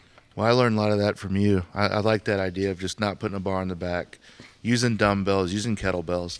I think one of the most underrated things, at the risk of repeating myself over and over in this podcast, walking, getting out and walking 10, 15 minutes at a time. Not just good for your heart, it's not just good for digestion, not just good for your spine, not just good for burning some calories, it's good for you mentally too, to get out of the office. Don't sit all day. That's the reason why a lot of people have back issues. They just sit. They sit forever, and they get up and try to do something crazy and blow their back apart. That'd be a good thing to do right after the meet too, because usually the last 4 weeks before a meet, they're going to stop. You know, they're going to start pulling back on everything. Definitely the last week for sure, they're going to pull back. So if they did have a habit of walking once a day, they don't have that anymore 4 weeks before the meet, and it's so easy to just not do it. afterwards. So putting the cardio in some sort, the walking is preferred, but sometimes they don't, Yeah. because it's not here. But the problem when and this is what I've seen, the problem is if you're programming for people and helping them and there's bikes or whatever in the gym, is that's the only time they're going to do it. Yep. So when you start increasing the volume before a meet, it's easy after a meet because you're going to decrease the volume and you can stick it in there. But when that starts going back up again, Yep. then the first thing that goes is the cardio, because you don't want them in the gym for 3 hours to stretch. Yep. Then they're not going to do that on other days. Okay. This guy said, I keep popping little blood vessels in my cheeks and around my eyes when I squat or deadlift heavy. How can I minimize that? I actually would go right to the hospital this second, and I'm just kidding. I don't know how you'd be able to stop that, because I know people that it happens to a lot, and then other people, they never have to deal with that. I don't blow up vessels in my face. I blow up my eyes pretty bad, and that's always a fun one to explain to family about how healthy powerlifting is. Yeah, gear makes it worse. Mm-hmm. The pressure is a little unavoidable. I could say, breathing can help with that, but you have to stay tight in those vulnerable positions. So I wouldn't worry about it unless your eyes are yellow and jaundice, then you need to see a doctor, and because there's other underlying issues going on. Now, if this is happening with warm-up sets and if Good it's point. happening with, curls and shit like that, then you probably should ask somebody about it. But if it's happening with max weight and stuff like that, then it's kind of normal. If in doubt, I'd check with your doctor before you lift again. Mm-hmm. But for the most part, you might be able to solve it by lifting less weight, but that's not the goal. Okay. This guy said, I know you aren't a big fan of the reverse hyper for rehab, but what are your thoughts on its use outside of rehab? I think that was for you, Brian. Well, I kind of touched on this a little bit earlier, and for back rehab, it really depends on the injury and the mechanism, and if that is included in the movement of the reverse hyper that you're doing, because there's different styles of how people approach it too. For someone that just needs a little bit of traction in their back because it's a little jammed up and compressed, I think it could be great, but I prefer getting them to get out and walk a couple times a day. With the gravity, it creates a natural traction, and it's not invasive at all. It's just very natural, and it happens slowly. But for someone that wants to build their glutes up and their hamstrings and their erectors, and they don't have any back issues, or their back doesn't hurt now, or a history of back issues, I don't have any problem with people doing it. I would just be careful and do it nice and controlled and not swing it so far underneath you. I know that Blaine Sumner does some modified reverse hypers that he and Stu came up with, where it's not swinging back or swinging underneath him very far, but he's doing them and squeezing them back really good and then not coming all the way under himself. Blaine's 400 pounds. Mm-hmm. He's not going to be very mobile to begin with. And add the fact that he's totaled 2,800 pounds in single ply, he's not made to move like that. Mm-hmm. Yeah. So that's my thoughts on it. But people would like for me to bash on the reverse hyper or anything that Louis does, but he's a smart man and has come up with a lot of innovative exercises. But that doesn't mean that I think the reverse hyper is going to be good for someone with particular back issues. Some people think it helps them, then great. Don't mess with it if it ain't broken. But if you constantly have back flare-ups and keep doing reverse hypers, and it doesn't get better, then you might want to try some different exercises. But as a rule of thumb, if you have back pain and it goes away for 20 minutes or less, you're only picking the scab. If it stays away for hours at a time, what you're doing is good. You made a good point, which it doesn't matter on the exercise, but I've heard this a lot of times, and it doesn't matter on what the injury is. When somebody tells me this exercise has helped whatever injury 15 times, then it hasn't helped the injury if it reoccurred 14 times. Yes. So that's what you got to kind of watch. So if somebody says something along the lines of, man, the reverse hyper always helps when my lower back has issues, then how many times it had issues? 14. Well, is it helping? That could be what we call picking the scab, where it's just you're scratching that itch. So if you have a scab on your hand and it's real itchy and you scratch it, it feels better temporarily than what it doesn't heal. Then you have to scratch it more the next time to get that same feeling. Your back has stretch receptors that respond well to stretching. they respond temporarily to stretching. They feel good, but then they tighten up even tighter when you're done. That's why you see people that do the hands to the floor stretch or the knees to the chest stretch that feel good while they're doing it.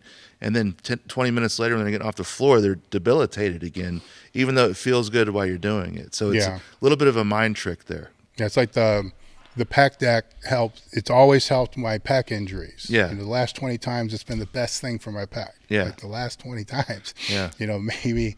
And so it doesn't matter if you ever catch yourself saying that with whatever injury it is, then maybe it's not what you should be doing. Yep.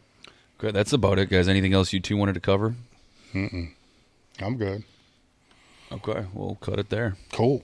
We good.